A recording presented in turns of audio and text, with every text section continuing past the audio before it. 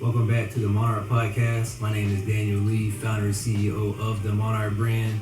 I have a super special guest with me today. He is a former professional MMA fighter, third-degree black belt, and Brazilian Jiu-Jitsu professor. I have Mackens Semerzier with me. So before we get into it, I also just wanted to let you know I put out all the stops for you, bro. I never does before. This is all the stops right here. It's lovely too, man. I appreciate it. To be real with you, you said something in class that kind of stood out to me.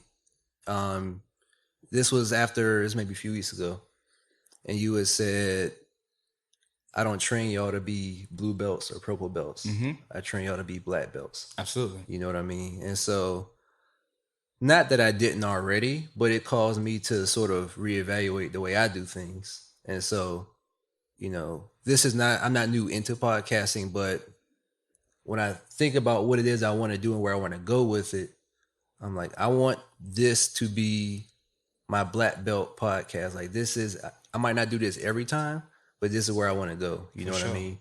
And with me doing the first like local in-person guest, I was like, I got it. And then specifically you, just because of what you said, I was like, I got to do it right. So, appreciate it. Yes, sir. Thank you for taking the time also. Oh yeah, absolutely. Anytime is out. So what I want to do, we've talked about it sort of but I wanted to have you specifically on this podcast. We talk about entrepreneurship. We talk about community, mental health, self-care. You stood out to me as someone, obviously, as a professor, there's a business side to that, but just also, to what extent I was able to research without you telling me. And then a little bit you told me, you've had a journey, you know what I mean? And so I kind of wanted to get into that and just kind of talk about your journey and go from there, see where the conversation goes. It'll be a good convo. For sure. Cool. Yeah. So you didn't start out with Brazilian Jiu-Jitsu. You started out with wrestling, correct? Yeah, I started off like fighting in the neighborhood for real. In the neighborhood? Yeah. That was the start? Yeah, that was the start. Not because I wanted to. I was never like a troublemaker. I always thought everything was funny. You know what I mean? Mm-hmm. Like I was just like the person that would laugh at a lot and at some time at other people's expense. Yep. But to me, it was funny. It's kind of where we lived, at the time in the neighborhood. And my uncle, so I'm the oldest grandchild. And then one of my uncles, my Uncle Steve, he's the youngest child. So my father's the oldest boy, and then he's the youngest of like 7 or 8 of them. And so we're only like 4 years apart. Okay. So I used to follow him around. So he's like my big brother. I follow him around in the neighborhood, whatever they're doing, I want to do. So it would be instances, either A, the older kids were bored, or B, somebody would do something to me. And maybe, you shrug it off. You'd say something. You'd be like, hey, man, don't be pushing me. And you would leave it at that. And my uncle would be like, nah. You say somebody do something like, you got to fight him now. And I was like, I don't want to fight him. That's my friend. He's like, nah, you don't have a choice. Mm-hmm. Like, this is what you going to do. So, it's different when you're doing things based off emotion, right? Like you feel an emotional feeling, got your little tears in your eyes, and you just, you react. It's different when they say, okay, hey, stop. You stop. Y'all go fight. Ready, set. And you're like, no. And they're like, no, yes, you will fight right now. And you're like, all right, this is a whole different thing. Like, I'm not mad at him anymore, but I still got to fight him. He's like, yeah, you got to fight him. So kind of coming up under that. And then he was a wrestler. A couple people in my family, his older brother, my other uncle Lamar, he was a wrestler. Got my uncle into it. In turn, got me into it. So that's where I really started. Like, just do that type of individual competition. And then in wrestling, started there, moved on to boxing. And then it was actually, so I fractured both of my thumbs, boxing, punching stuff. And I was just kind of sitting around, and my friend was like, man, you ain't looking that great. You know what I mean? Like, I was like, I didn't feel bad, but I was always like an athlete, always getting after it, working out, doing stuff. And he was like, you need to do something. So at first I thought, oh, I'll go do, because there was no, funny. But so I started Googling. This is like 2000 something, early 2000. So I don't even know if Google was around, but internet wasn't that strong. You know what I mean? So you were looking stuff up. I say Googling because that's what we say, we research stuff, right? So I was Googling like adult wrestling type clubs and stuff like that. And at the time, if you did that, that was not wrestling. Those were like odd like sex groups. It was. I was like, I'd see it. You see the information, you start digging into it. And you're like, man, why they naked, man? What's going on? Yeah. But I was like, nah, I ain't doing that. That's so in crazy. my mind, I'm thinking like, what could I do that's close to wrestling? I thought of judo. And then so I started looking up a judo spot, find one. It was like at Kempsville Library. So I looked at the times and dates, and then I went over there, and the dude wasn't there. Whether it be they didn't teach there no more, or sometimes, if it's not somebody's passion, they're just kind of doing it. They're like, oh, I'm tired today, I ain't going in, And then I went to, was going out. My girlfriend at the time coming back on the highway, and the 260, one of them highways was like crazy packed. But I knew like I could get to my house from this particular street. This is before heavy GPS, all that. Yep. So I got off and I was all right, I know if I ride this street all the way down, I can get to the house. As I started riding, I saw this place that said karate on it. And in my mind, I was like, I wasn't thinking about doing karate, but I remember looking it up and they had Brazilian Jiu-Jitsu. And from a kid, I used to watch from the first UFC on. Like my dad's a big fight fan, whole family big boxing fans, fight fans. And we used to have like the double VHSs. So he'd be like, hey, when this come on, press record. So as a little kid, I would stay up at night. My dad be at work bartending, and he'd be like, record this. So I'd watch it, and I was like, well, these dudes are crazy. Mm-hmm. And this is not boxing. I thought it was wrestling at first. And I was like, this is some terrible wrestling. They ain't suplexing nobody. Why is this ending so fast? Not really understand what's going on. And then from that piece, I looked into jiu-jitsu. That's how I first heard jiu-jitsu. And then I went and saw it, and I saw Master Luis teaching. And at the time, it was Lynx Academy, but it was on Providence Road. And he just had so many stripes on his belt, I couldn't count them. And I remember I kept trying to count them, and it was just every time. And they're like, I went there like three or four of my friends, and I was the only one that stayed at the time. And I was like, after the first time I trained with the gi on, I was like, oh yeah, this is it. You know what I mean? I just was there. And this time I was in my early 20s. I had already been wrestling, training. As a group, we were training ourselves, kind of like off on the wrestling mats and stuff. But that was the first time I had like formal training in that space. And I knew that to get better, all you gotta do is keep showing up. And I learned that early on. You know what I mean? You just gotta stay in. Whoever stayed the longest is the best. That's just how it worked. So I was like, I'm gonna just stay the longest. So if we went out Friday night and I got drunk, Saturday morning, I was still in training. Hungover, right. I was like, I'm always there, you know what I mean? Okay. And I was doing that. And then very early on, when they had the intro class and they had the advanced class later, and I got invited to train in both classes. So I was there like 2.5 hours every night, every day, just happy. And so that's how I got into the jiu-jitsu part, which later turned into MMA. Like helping other guys get ready for fights. I had no desire to fight. And helping guys get ready for fight. But then you getting the better of them, and they're like, why don't you fight? And I'm like, man, I don't want to stress like that. I just want to chill. I don't want to make no weight. I've been doing that my whole life.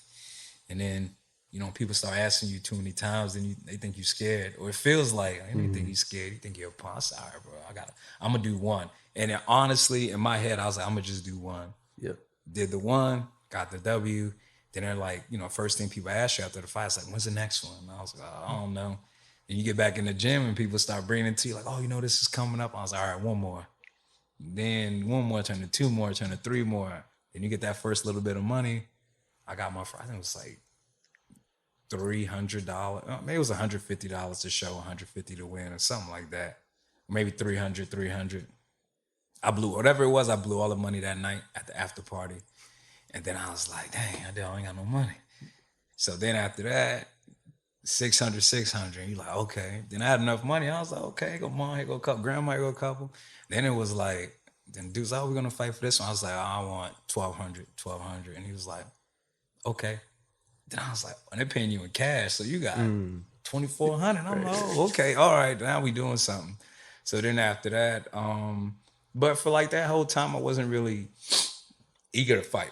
You know what I mean? Like I knew I had to be done. Like once you agree to something, like you got to get it done. But I wasn't like aggro walking around. What I feel like people walking around with a tough face, like yeah, man, people like that don't make it long. So yeah, man, it was a wild trip. So between the wrestling and the fighting, these are MMA fights you're referring to, or just strictly one? I had wrestling, I was boxing, and then it transitioned into, well, jiu-jitsu competition, gi and no gi, and then it turned into MMA. You know what I mean? So it was like a progression too. Like I didn't go into the gym like, hey man, I want to be an MMA fighter. It was like at one time I was wrestling, I said, oh man, I want to be an Olympic champion. Like that was the mind. Then I was boxing, I said, oh man, I want to be the welterweight champion boxing. Let's focus. Then in jiu-jitsu, I want to be a jiu-jitsu world champion. And then that just kind of maturated until it got to MMA. Do and say, hey, what's this? Man, and I'm gonna say it how I would want it to transpose on people, how I would want to give it to them. Like if I met you, like jiu-jitsu is just a confidence builder, you know. And in life, naturally, we have things that we have to address. Like you, just because the way the world is, you have to have money, right? You got to have some type of money. You got to be able to exchange something for something. And so we get jobs or we invest, whatever we do to get money. And then we have to feed ourselves, right? Clothe yourself, protect, you know. And part of that protection is protecting yourself against other people, right? Not just like animals, but like or a building falling on you. You got to be able to protect yourself against other people. And that's what jiu-jitsu is. Jiu-jitsu kind of, for me, fills that gap. And it's, in my opinion, and a lot of people's opinion, unarmed combat, the most complete martial art when taught in all of its forms. Because jiu-jitsu, a lot of times because of social media, just the way it's now marketed, people see it as a sport, which in everything there's a sport aspect or can be a sport aspect to it. But people box and they don't seek it as a profession. They want to learn how to throw some punches, or if they're doing kickboxing, throw some kicks. Jiu-jitsu is kind of in that same space of like self-defense or being able to defend yourself. But in turn, all those things can be turned into and monetized into some way to make money, right? Not only for the fighter, but the people doing the business part of it. From the Gracie family, and then judo itself, kind of just judo, and like all these different forms that kind of maturated to be jiu-jitsu. But you find jiu-jitsu, and I'm just going to use it, jiu-jitsu, just to describe like just the different facets of like complete self-defense, unarmed self-defense. And I like to say that, even though there are parts in it where you practice defense against weapons, like improvise like a stick or a knife, or somebody hitting you with a chair or something like that. It's not a martial art that says, hey, here's a knife, this is how you use the knife. Here's a stick, there's different martial arts for that. But unarmed, most situations, someone comes and grabs you and is trying to choke you or move you out of a space or take you to a car. Jiu-jitsu kind of puts you in that space of being able to handle yourself in those situations, or give you a better chance. It's not like not like a death touch, like, oh, just hit them right here and they're done, right? But it gives you a better chance to defend yourself, whether that be through just solely the techniques or the sparring in or the situational training in. It's like where you can train really hard against another person without injuring them, purposely injuring them anyway, right? We do everything, stuff happens. You can stub your toe walking outside. But you have the ability, like I can apply a good amount of force, say, to a shoulder lock, and then you can tap me and let it go. You don't really get the same with, or sometimes can't get the same with like striking martial arts. If I hit you as hard as I can, even if you go, okay, that's good, it's already had that effect on you. You know what I mean? So that's what jiu-jitsu is, man. Like jiu-jitsu is life. Not in like a nerdy way, like, oh, you think about jiu-jitsu, but jiu-jitsu is like one of those things that you need money, you need to eat, you need a house, you need clothes, you gotta be able to defend yourself. That's what jiu-jitsu is. So that kind of brings up two questions. One, you said you'd already learned several disciplines before you became a fighter. So is that what kind of drew you? Would you say that's what made you gravitate towards jiu-jitsu? Man, jiu-jitsu, or how I found jiu-jitsu, was just me looking to do something. Because I didn't feel, because at the time I was in the Marine Corps and we were like rough and tough, whether it's because we really were, or at least we thought we were, or they, tell us we are. So having a wrestling background and coming from a space where I was in faith to fight people, big or small, I didn't care, it is what it is.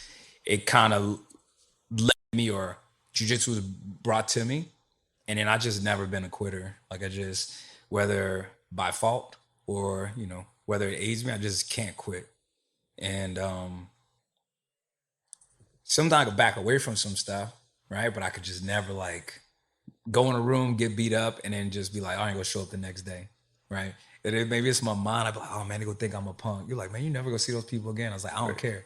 I gotta look in the mirror and know like I'm not gonna stop until I want to stop, right? Yeah. Until I'm like, you know, you can't, you don't. The only way to retire is if you're the champion.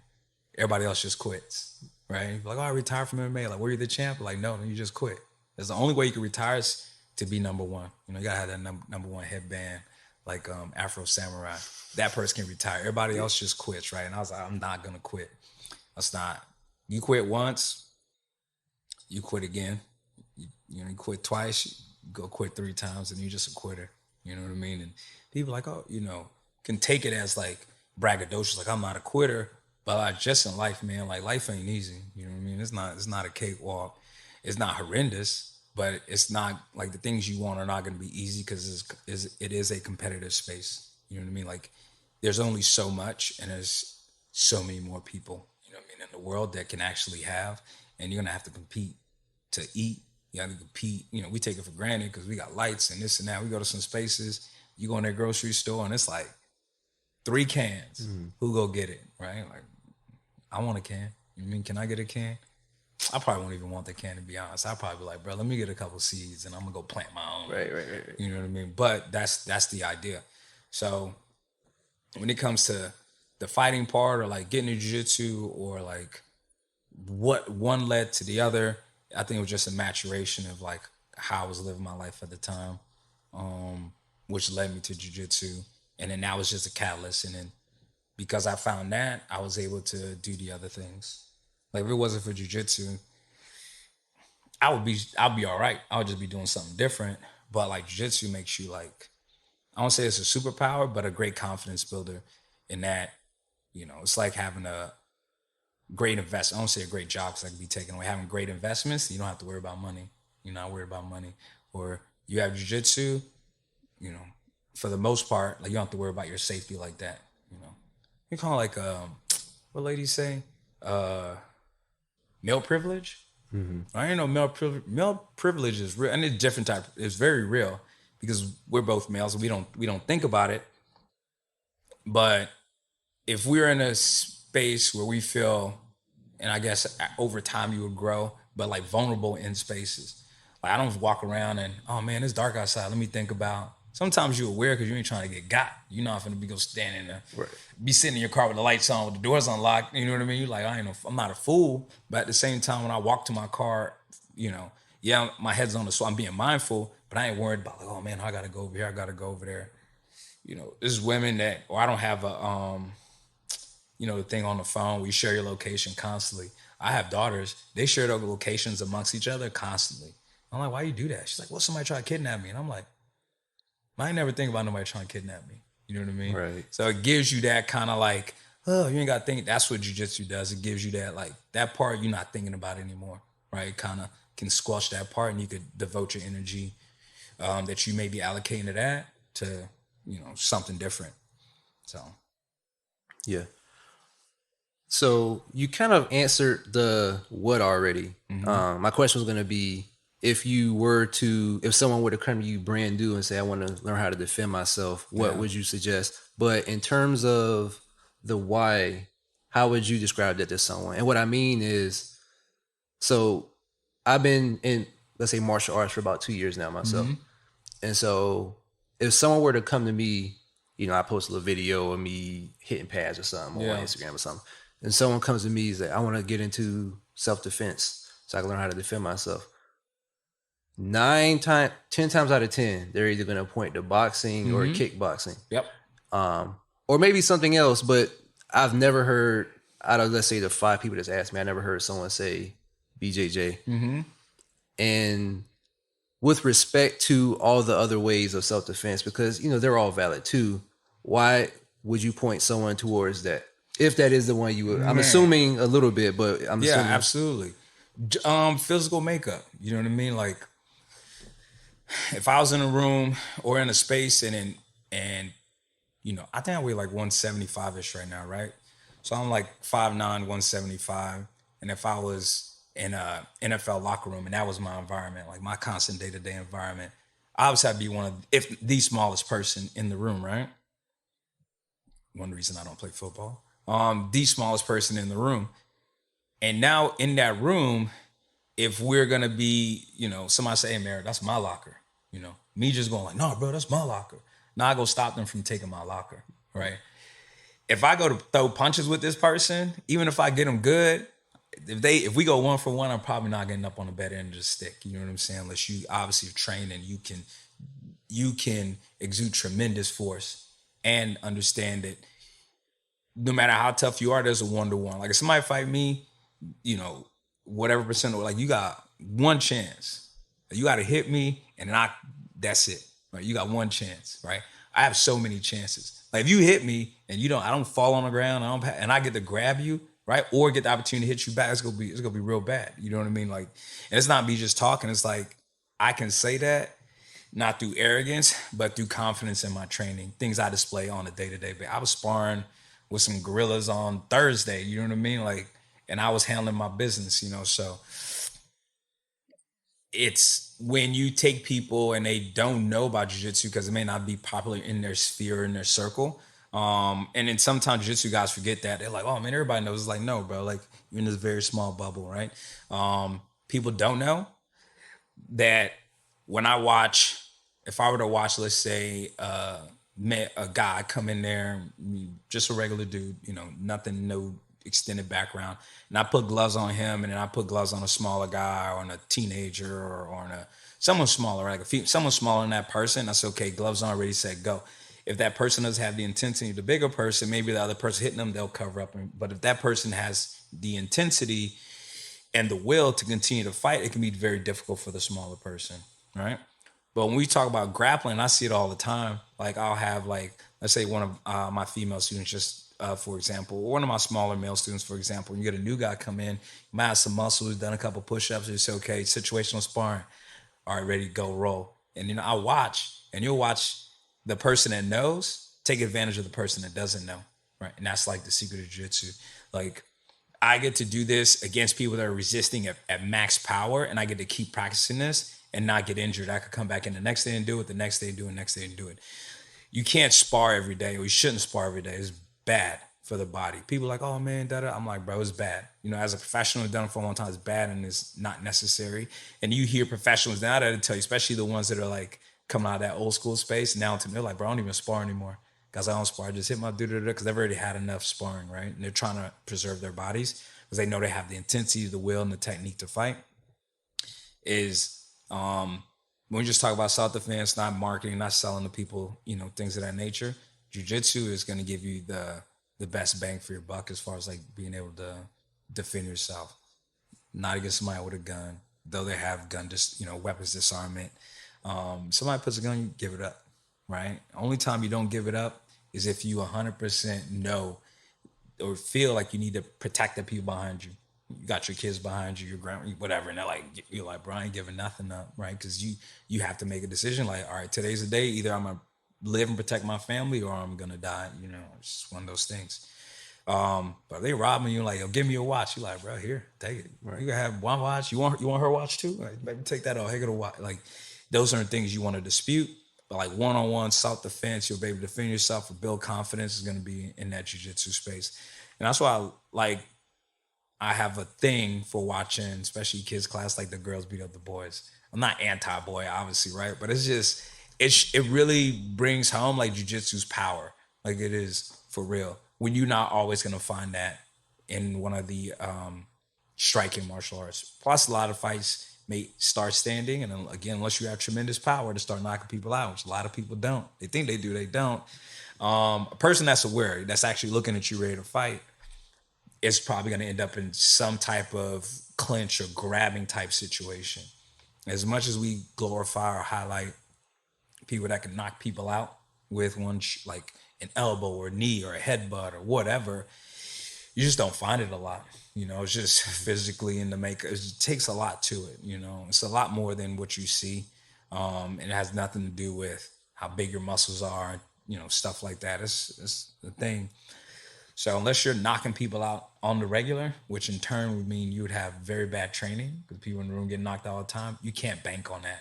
But if I'm constantly choking people, arm barring people, leg locking people, taking people down, people that are resistant don't want it to happen to them. 100% don't want it to happen against a person that does know. Against a person that doesn't know, they got no chance. You know what I mean? They might scratch my neck or rip my shirt, but in the big picture of things, like they have no chance. You know what I mean? So that's why jiu-jitsu is so important. And I don't want to say better because we do have striking in jiu-jitsu and it's taught in its most complete form. But if we think about, we don't want the fight to be even in the standing space, that's what I don't have that one chance, that chance to sock you and then put you down. The faster either I can hit you and grab you and take you down on the ground and then hit you some more where you can't hit me back really. And if I'm being nice, I'll choke you. Or I don't be nice and I just keep hitting you until I don't want to hit you anymore.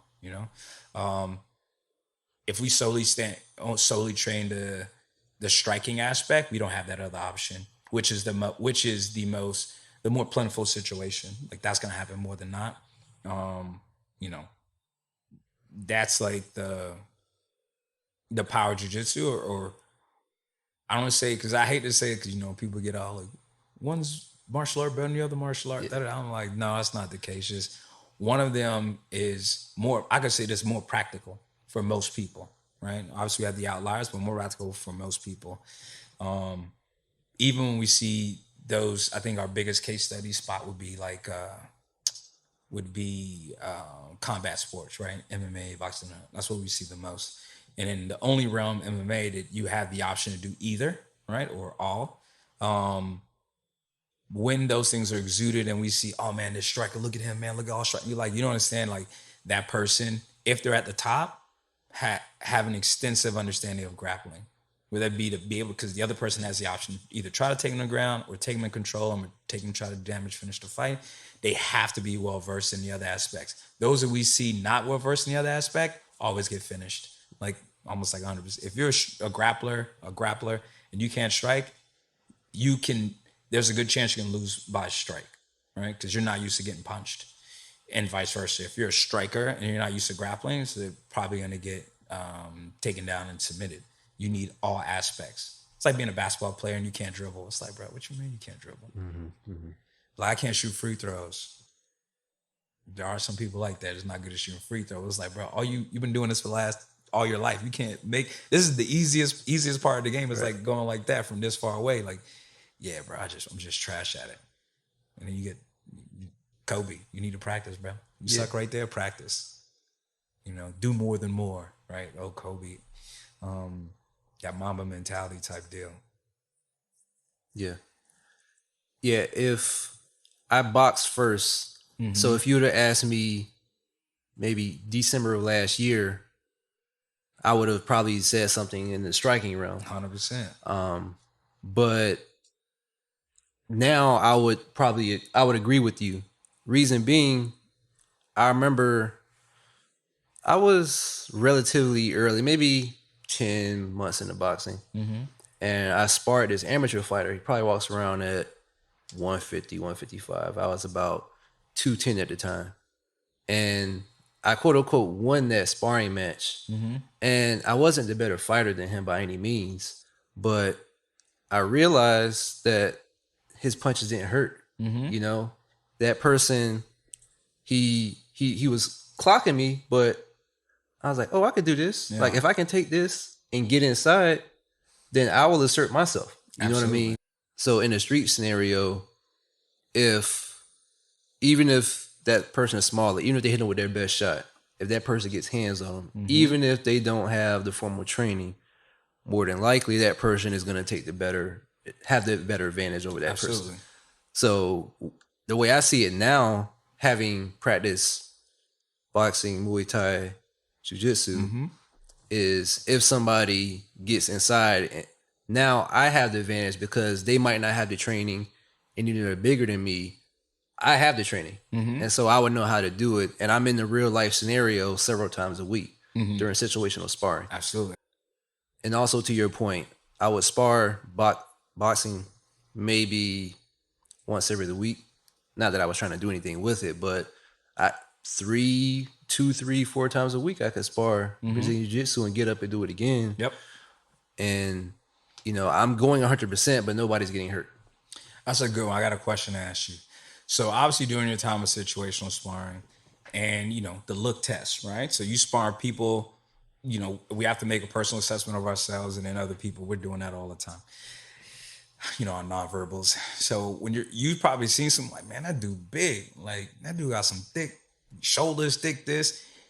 Or you might see someone like, oh man, this person's small. Man, I'm out there. You know what I mean? Like not necessarily you're thinking they're like, I'm gonna take, but there's no like an instant fear factor of like, oh, this little person. So what has been your experience, which would be contra to like the eye test? Like have you experienced like, like the eye test lying to you? Yeah. Yeah. I guess so going into it now and having the boxing and Muay Thai experience before BJJ has helped me with this. So if I were to look at someone bigger than me going into it, I'm going to try to pay attention to how that person kind of is in certain situations. So some guys are going to be bigger, but they work in bursts, so like they may be stronger, but then they're going to do some things and then they're going to, Yeah, absolutely. and so they're going to do that. If I can time that, then maybe I can take advantage of that, whereas with the small person, what I'm thinking is, okay, in order to become a better fighter, let me not use my strength and let me try to focus on technique. Now to answer your question, both of those have come to bite me, because I might go in with that default mindset and a bigger person might not work in bursts or they might have the technique to match up with the size, or with the smaller person, they may just be stronger and have the technique, or they just may be stronger than I look. And so like, I'm kind of like, all right, I'll do like 40% strength and like 100% of the technique I know. And then I get swept and I'm like, well, I didn't see that coming. Or, like I'm kind of like, or they kind of like, sucker me into a triangle choke. And I'm like, all right, well, let's try that again. I'm gonna have to rethink how I did that. Does that answer that question? Absolutely. Yeah. But that's like that's the thing about jiu-jitsu, or the confidence it can give you. Yeah. When you're a smaller person and that person coming over there, bigger muscles, whatever the case may be. In a normal store, you might be in a grocery line, you see this person, you're just like, okay. Like whether it comes to your frontal lobe or not, there's a heightened awareness going on of when you're in a room and you're the smallest person, right? Or the most vulnerable person. Then when you go into a room, so you may not make as much eye contact, your body posturing may just, because natural, may take a more submissive posture, right? Like you can get smaller, right? You can try to blend in and be like, I just want to get in here, do what I got to do, or get in this line and get up out of here. In turn, when you have just sort of confidence, and again, it's the confidence built through the exercise, not the arrogance, not just the thought of I am so I can, with especially in that aspect, is that you get to walk in that room confident, looking people in their eye, or you see a group of 3 or 4 people, you just look at them, and I'm happy with him. Like, man, why you look so? He's like, you look like you just run everything. And I'm like, no, I just don't need to be small, right? I don't need to shriek. I don't need to do. I just walk in. Yeah. I don't want nothing. I'm just here, just like everybody else. I'm not special, just like everybody else. You know what I mean? But I don't feel the need to falsely make myself bigger. Like, hey, bro, y'all better do it. That's why people, sometimes it bites me. Because then people think I play too much, right? Why you always laughing? Why you always joking during class? I'm like, bro, because it's fun. Like, we're just sitting here kicking around, making little jokes, practicing choking each other, but we making a couple of jokes as we do it. Yeah. Because I don't feel the need, because you maybe need this martial art, or you have this martial art, you have this capability, that you to carry yourself in a way to prove to everybody, to show everybody, it's a defense mechanism, right? Like, I look mean, I look the part, right?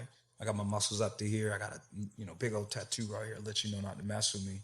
I don't have those. Sometimes I wish I did. I wish I had big cauliflower ears. I wish I was. So people just leave me alone, because people stay trying me all the time. Really?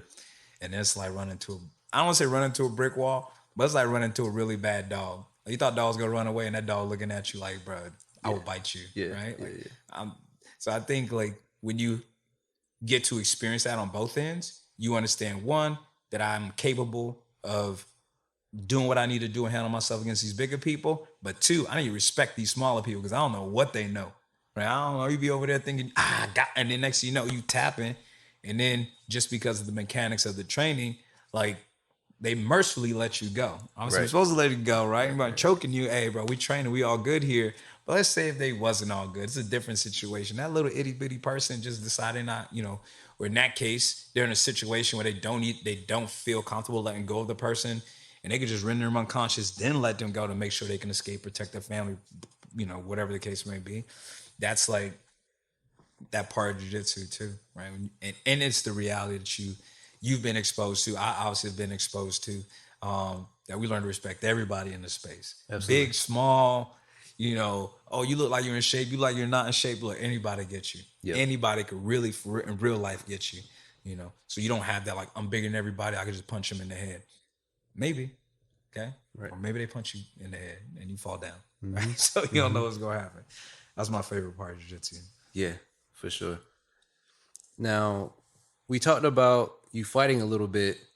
Now, what I didn't know going into this was that you didn't intend to fight at first. No. It just kind of happened. Yeah. So what was that fight? What was that transition like then? Because you to go from not intending to fight to like UFC, right? Yep. So like, how did your life change? Did your mentality change at all? Did you keep the same mentality? What was that transition like? Man, the cliche, I didn't change.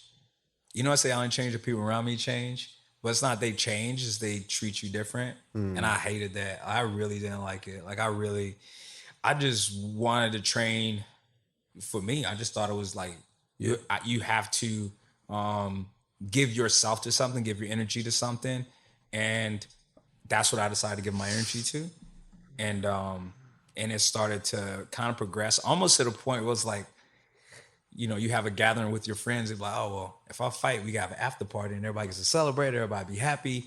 It's kind of like one of those things where in my school, we had probably, I would say my school, the school, the academy I was training at, Lynx Academy was I would call it like the seed for a lot of the martial arts and gym owners at the time, where Muay Thai came in through there, Jiu-Jitsu came in through that academy to spread it out to this area. So you'll find instructor, the more senior schools, you're talking, they used to train in links, so this person used to train in links, so this person is a student of a person who used to train in links. They all, come from, or at least have touched that cloth a little bit. So you didn't have a bunch of fighters, and it was only students, and you had to earn the right to represent the school. And that's what it felt like. Like I was representing the school, representing my team. And you only send the best guys out. You can't just come like, oh yeah, man, I came from here, I came from there, I want to train here. They're like, you can train here, but you're not going to represent us. We have no understanding of who you are, right? Like we're not going to put you in front. Like this is our guy. This dude a crazy, manipulator, this or that and the third. So when I was basically chosen or kind of put in that role or trusted to be in that role, you get a lot of responsibility, and then you have to kind of turn a switch on where you're like, oh, I'm training for fun, to like, this is business, like I'm training because someone's trying to, like Master Pedro Sire told me one time for a fight, he's like, hey, it's either your teeth or their teeth, you're Brazilian, they say stuff like that. Probably sound better in Portuguese, but it's like one of those rough things like, yo, either you will or either you're gonna do it or you're not gonna do it, and I was like, I'm coming back with all my teeth. So that kind of changed. And then when you start experiencing different things, or like you're traveling here, traveling there, people want to know what the experience is like. Some people want to know. Some people in their minds may think that, it's like if I ask you a question about your car and you start telling me about your car, and I'm like, man, all he do is brag about his car. And you're like, you asked me about the car, bro. Right, you know what I mean? I don't even want to talk about the car. Yep. I don't even like the car. You know what I mean? I just had to drive the car. You know what I mean? So it kind of like got to that a little bit. And then preconceived notions of like, oh man, you got to be like this. You got to be like that. Or this must be happening. And this ever since I was a little kid, like I just didn't like correcting people. I would just smile because I just thought it was funny that they would think that. I was like, well, you never been to my house. Never been in our house. You don't know my mama name. You don't know this, but you think you know about enough about me, obviously, to tell other people. When people assume things about me, positive or negative, I'd never really, just as long as they weren't talking, if someone was talking bad about me, then I immediately addressed it. I used to tell, I ain't gonna do nothing, tell me. And they would tell me, and I'd be like, I'll be right back. I just was, you know what I mean? So that kind of stuff. But that transition from where it was like fun to the stress, you know what I mean? The pressure, understand, I had pressure to compete, but you have to put yourself in a space that like, this is the last day of my life type deal. You know, during that time, it wasn't acceptable. Like, I see it a lot now. Like people will lose. Let me just call it what it is. They lose. They like, learn, no, you lost. It was competition, you lost, right? That's just, you win or you lose. And they will come on and be like, yeah, I had a great fight, and then they'll tell you why they didn't do well and grace to this person. Nah, bro. Only person get to talk is a victor, right? Those are the people that set the rules. Those are the people that write history. If you don't win, you shut up. You know what I mean? You probably should have shut up before the fight so you don't have so much anticipation behind the results. Mm-hmm. You shouldn't be attached to results. I try to detach myself from the results. So you people in my family be like, man, why you not telling me you go fight? Why you not gonna tell me you go fight? That's like telling you the day I'm about to die. Like, I've been playing past this, but I don't need y'all calling me extra stuff. I'm worrying about this. I just need to worry about me. Right. Me in this situation, because I want to come out there. This wasn't just win. I want to come out there safe. That's what it first kind of was turning to, and people think like, oh man, that's not brave, whatever. I'm like, you just don't get it. Like, you haven't been injured for real. You don't have like your MCL, you break your ribs a couple of times, you fracture your foot, bust your hand, have concussions, you know what I mean? All these different things you didn't have happen to you. So it's easy to say, like whatever today, it's October 1st, right? So Tua plays Sunday against the Bills, right?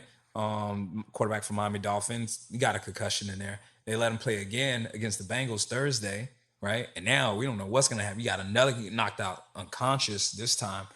And people like, now everybody's before it'd be like, man, come on, man, you tough, get up, walk it off. And you realize like, no, man, that man might have may not be able to play again.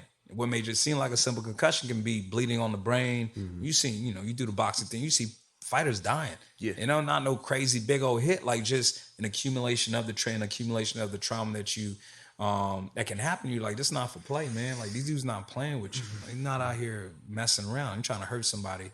And I had to put myself in that space, normally jovial and laughing and whatever in training, to like, nah, bro, I'm a killer. Like, I have to be able to do as much damage to a person as possible, hurt them as much as possible, and not let them hurt me. And if I need to be hurt to make sure that I come on top, right, at the end of the day, I'm gonna do that.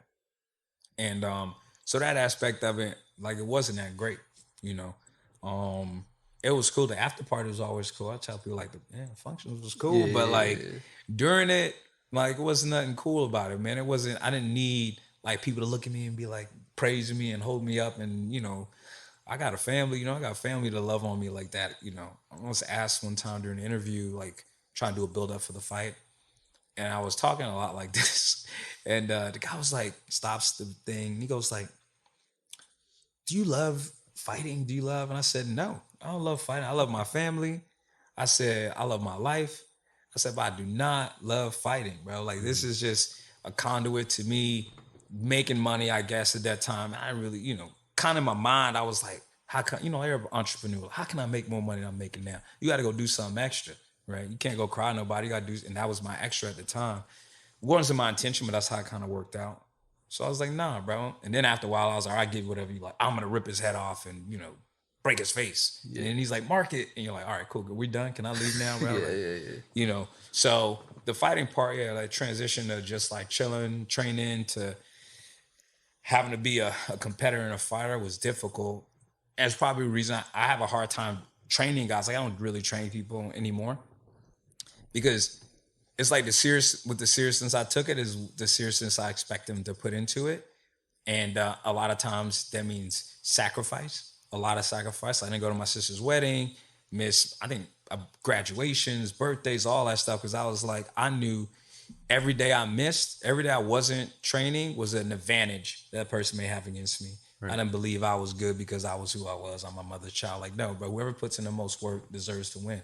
That means I got to put in the most work, and I can't be missing no days. Like, yeah, this is cute for the moment, but now I know I'm 2 days behind, so I might as well try to knock all my teeth out of my mouth. Yep. You know, and me saying like, oh, I gave it my best, is not gonna be acceptable. You know what I mean? Like, you need to go out there and actually do the work beforehand, so you can go out there and give it your best. And once I started to put that into play, then I detach myself from the results. Then you could just fight harder. Like, you don't care. Like, I'm just going there to do as much damage to this person as possible, which is not my normal way of thought.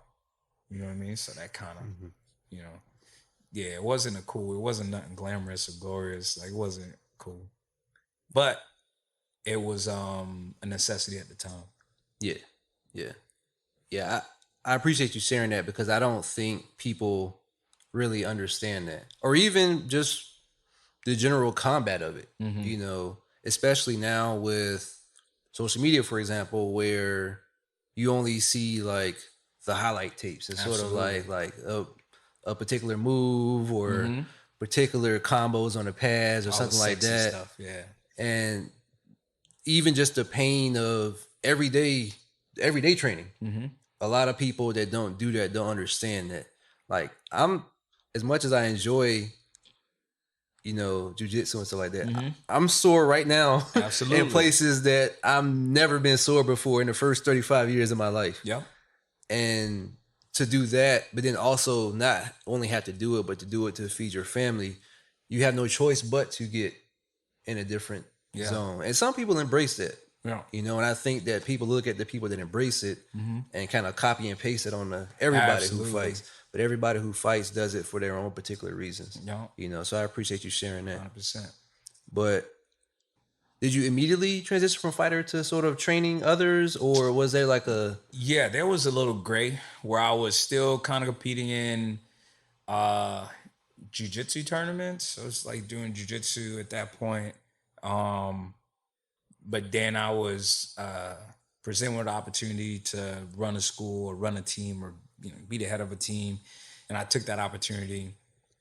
So I was like a very different type of professor at that point. I won't even call I wasn't really being the greatest. It was just me teaching moves and then just training with the guys. So where I wasn't maybe so concerned, and it was just very young in my black belt, black belt career, that I just was like, oh, these are tough. I make them as tough as possible so I can have tough training partners. And then, you know, it was really like, you know, dog eat dog in there at the time, which was the best way to teach the guys or the group I had. So, you know, a lot of pressure, a lot of let's go, you know, because I'm still training really hard now, and I wanted to train at the pace I wanted to train at. And I was expecting these people who don't have the same goals, don't have the same needs, to train at the clip that I wanted to or used to training. And that wasn't conducive to them getting the most out of the jiu-jitsu. So I did have that gray, and it took me some time to kind of come down from that to the point now where like the students' results is the most important thing to me. Like, my students are the most important thing to me, like what they're learning, how they're learning conceptually, the type of person they are, you know what I mean? Not like doing a big research on who you are, you do a background investigation, but at the same time, if a person isn't a quality person, like, I don't want them in the gym. I don't need them in the gym. I don't want to arm someone who's already a terrible person. And I don't want to say it like I'm judgy, but, you know, not a quality person, not someone you want to give ammunition to, you know what I mean? And they may use it in ways that are that I don't think are proper for jiu-jitsu. So it was like that period, but I feel like now I'm really in a good space as far as like being a professor. I mean, 9 years in, black belt. So I've detached myself. Like, you detach myself from the results of my students, which I never really did. But the competitive aspect to jiu-jitsu, though we still compete and I want everybody to do their best, and we're prepared to do our best, but at the same time, not like pushing them to compete. I'm not like, oh man, I'm competing, so I need more training partners. So all you guys gotta be tough, and and everybody's gonna be tough, and everybody's gonna train this way. Now it's like, no, Everybody don't need to be like that. Like that's old school thinking, which in jiu-jitsu was like that for a long time. That's old school thinking. Like you can still get great results from the quality of training or quantity of training, excuse me, over time, vice just the intensity of training. Like everybody, we're rolling 30 minutes. I just do that to people, make them roll half an hour straight. That's hard.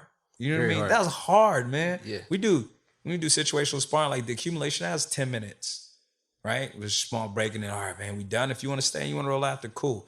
That wasn't an option before with me and my team, you know, the group I had. I was like, you will.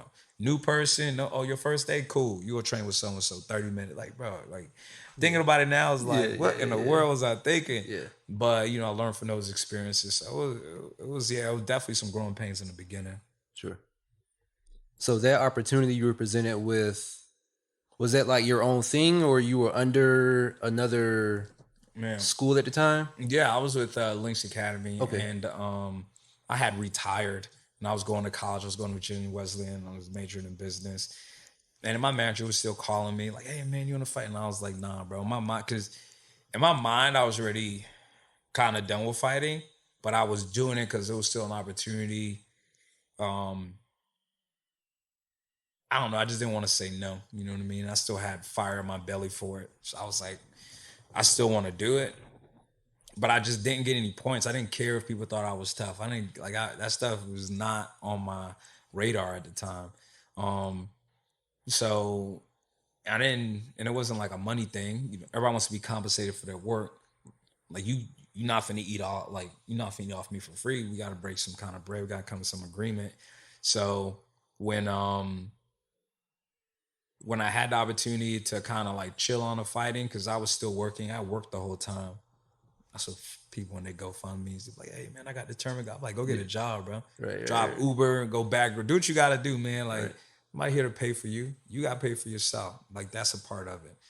I digress. But so when I was coming up, kind of doing my thing, when I was cool on fighting, when I was cool, I was still getting those opportunities to fight. I just would turn them down. You know, I had a lot of opportunities to fight for like a couple years. I just kept turning them down because I was like, if I couldn't be committed 100% to that lifestyle, I wasn't going to do it. Plus, I just didn't like people think of me as a fighter. Like, it just annoyed me. Going to the room like, "Oh man, watch out, Mac, go beat you up." I'm like, "Bro, I'm not going to touch you. Right. Unless you put $30,000 on the floor, then we can fight. But besides that, bro, I'm not going to touch you, man." Like, it was just so annoying. Like, I was like, "Bro, I'm smarter than probably all of y'all."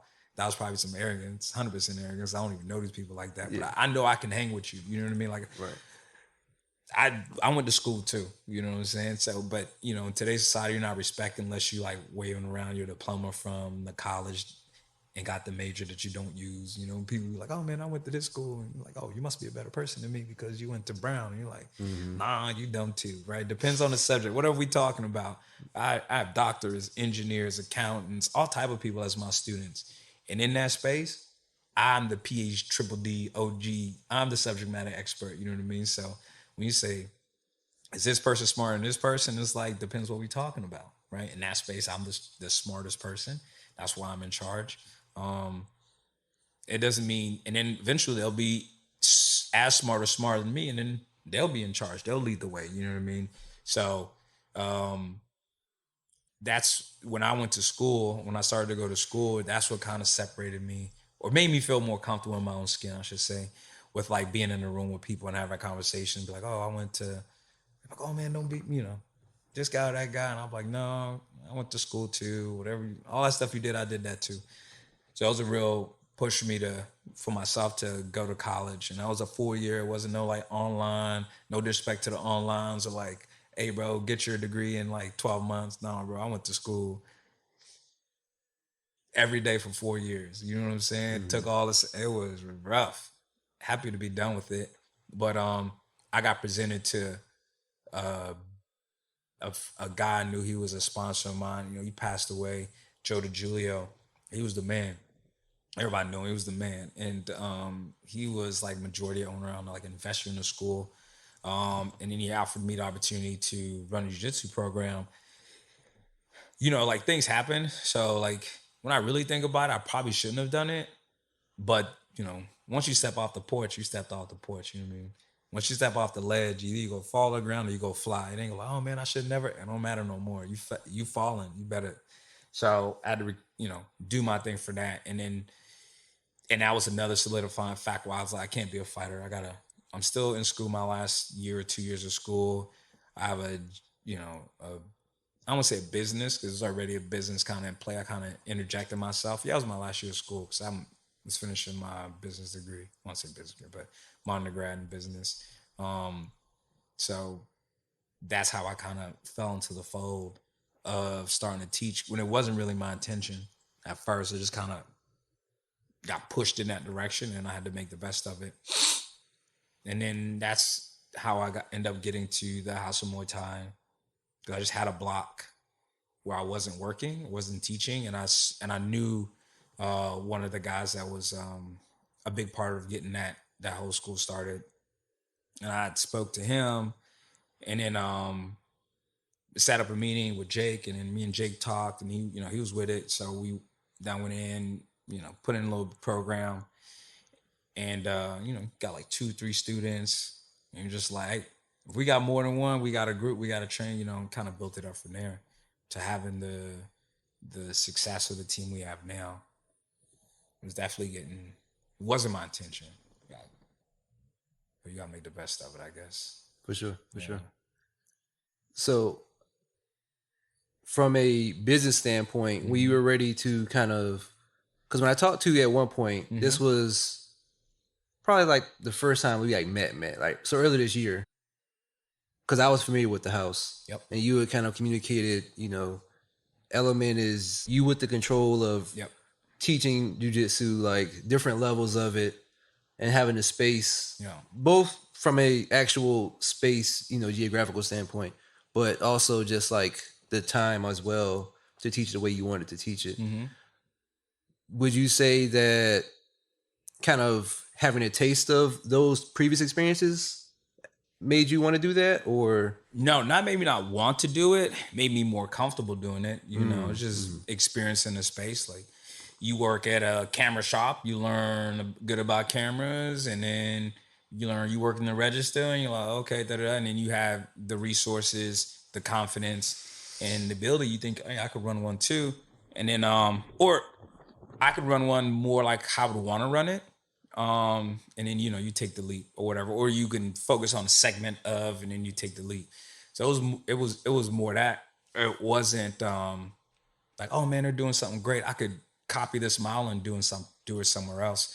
That wasn't the intention, but it was one of those things where I was doing a lot outside of the gym.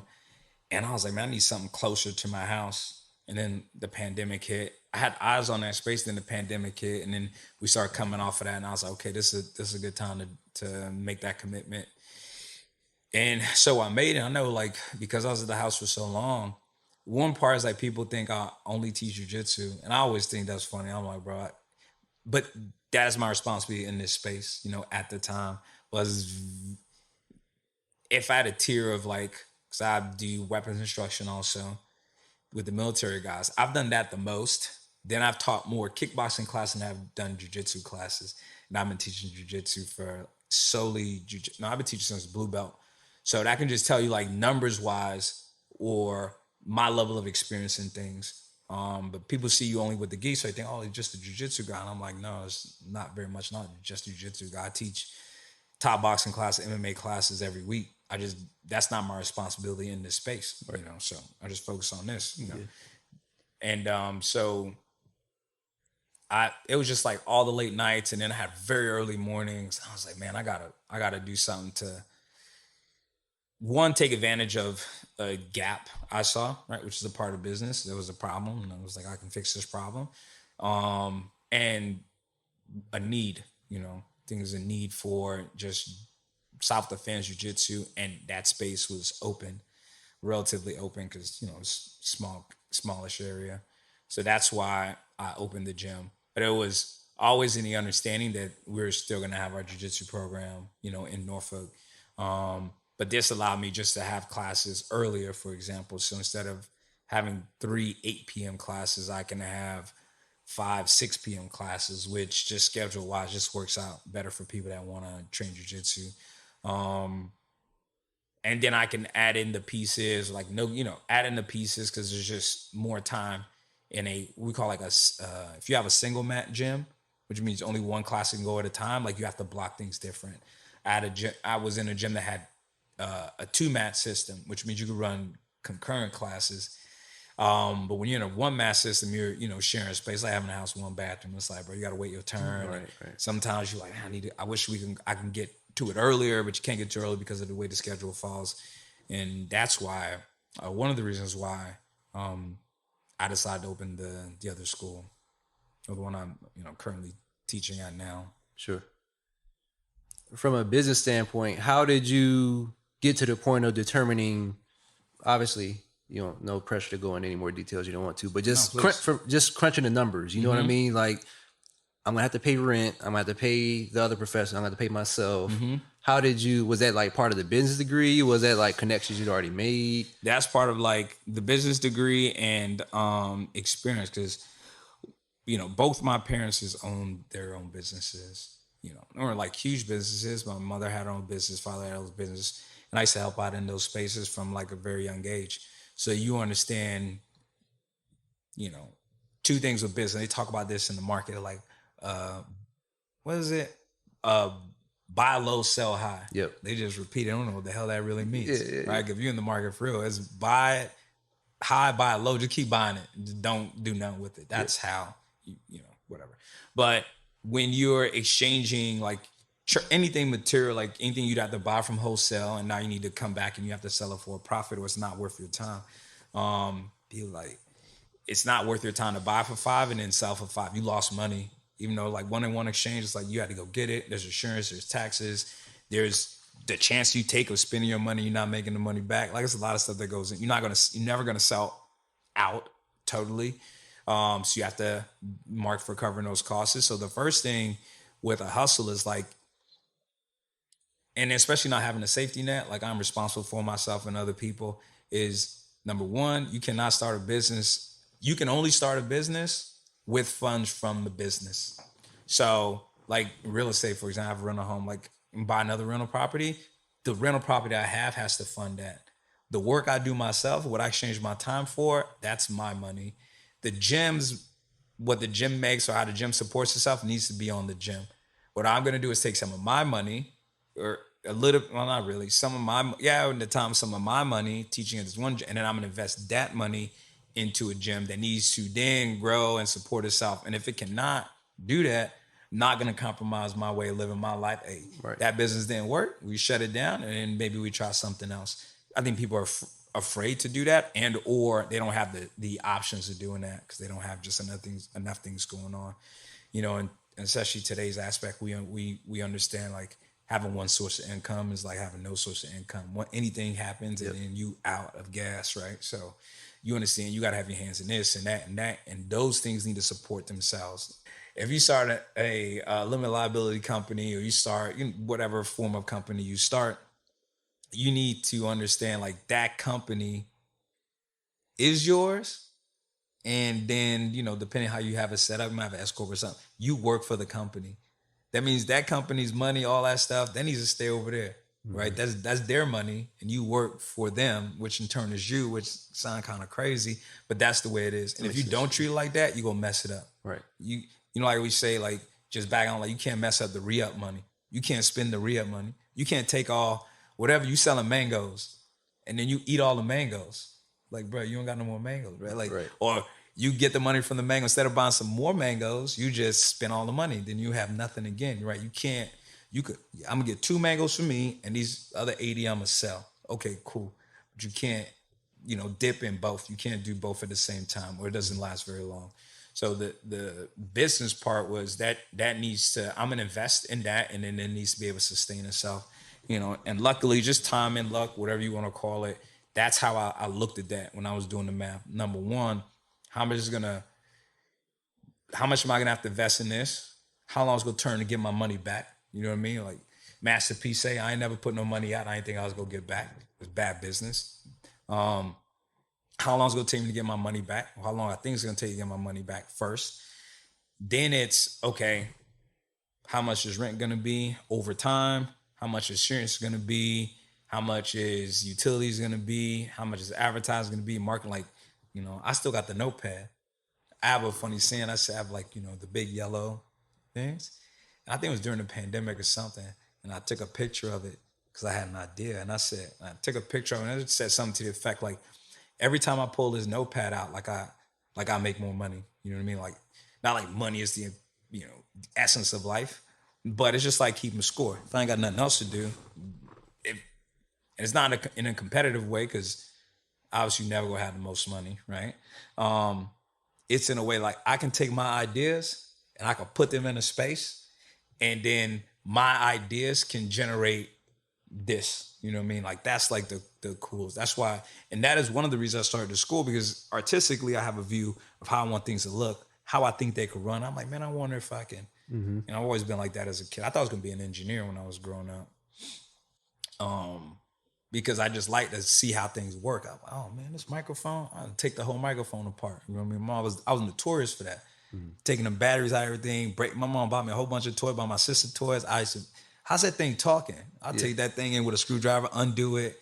And I used to like to try to put it back together with less parts. I'm like, man, I'm gonna make it work more efficient. Yeah. So in my mind, when I started the gym, I'm like, man, I think I could make an idea. What I'm doing here, I could do it on a different type of scale. You know what I mean? And then and I want to do it the way I want to do it. I don't want to copy someone else's model and do it. Like, there ain't no, ain't no points off of that. Like, oh, you just copy someone's shit. Like, that ain't fly. You know what I mean? Like, you don't want to be like, oh, how someone-so dressed? Yeah, let me just, nah, bro, I want to dress how I want to dress. People like may not understand it, but you feel comfortable and you're like, bro, this is going to work. So that's how, I decided, one, with the idea, trusting the idea, and then two, financially, with the understanding that the gym needs to support itself, I would need to support the gym, So, obviously, over time, we've been there a year. July made a year, and leaps and bounds for what we're producing. And my favorite part is the quality of people. Like, I don't have no jerks. Right. Like, sometimes you have to deal with people because you just need money to run your business, and you're like, oh, okay, I got it. But because I'm not in that space where I'm like, oh man, I need to have this many so I could pay my mortgage or pay this or pay that in my house, I could just be like, nah, fam, I don't think this is the best place for you. Right. Or I could tell a parent, for example, who has like, and people put their kids in martial arts because like, oh, it's gonna calm them. But sometimes kids are not ready for group training. But you leave them in there and that can disrupt the other training for like too many people. And you gotta say, probably better he do private training.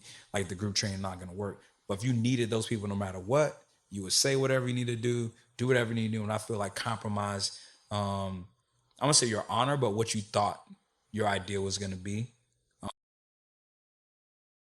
Music, like, you got what they want to hear. All right, man, make a song about that. And it's like, nah, bro, make the song you want to make. Right. Like, the people that want to hear it, they go get it. But if your only thing you think about, like, making money, you will be making jingle bell music, man. You know what I mean? Like, ringtone music. Yeah. Albums. What was it? Albums out now, they like 28 minutes long. The song's 2.5 minutes. I'm like, what is this? Like, outro? What is it? What kind of? Right. But that's what people do. Sell their soul. You know what I mean? Sell their art to make the money. And I'm like, nah, I just wanted to transpose my art, and I do that through jiu-jitsu. So that's how, like, the business part, like, and I would advise, my brother's going through a thing where he's thinking about starting his own business, and I'm like, man, listen, I started a business because I need to eat off that for real at this point. I felt comfortable doing that. And I'm going to tell you the growing pains that you would have to go through, the concern I still had in starting that, and not even have to eat off of it. I couldn't imagine having to eat off of it. Like, you know what I mean? Your eyebrow hair would have fell out. You've been so stressed. So I think when people are starting their own business and going into that, you got to work first. People just want to, I'm going to just start my own business. Like, nah, you need a solid foundation before you move into a space like that. For sure. You talked about the creativity of being able to teach it how you want to teach it. I know there is obviously some tradition behind jiu-jitsu. Absolutely. So the way you teach it in terms of the progressions of just the mounts and all the technique and the way you promote, is that a combo of you and how you were taught, or is that more so how you were taught? You know what I mean? Yeah, it's a combination, man. It's like, when the academy I came from, there was you didn't in the very beginning. I know, like, I wasn't there. It was called FDC, and there guys used to tell me, like, you would just show up to training. You don't know what you're gonna do that day. You might do some knife stick fighting. You might do some Muay Thai. You might do some Jiu-Jitsu. You didn't know what you're gonna do that day. It was like, bring your whole bag, go train martial arts. And I thought that was an interesting concept. And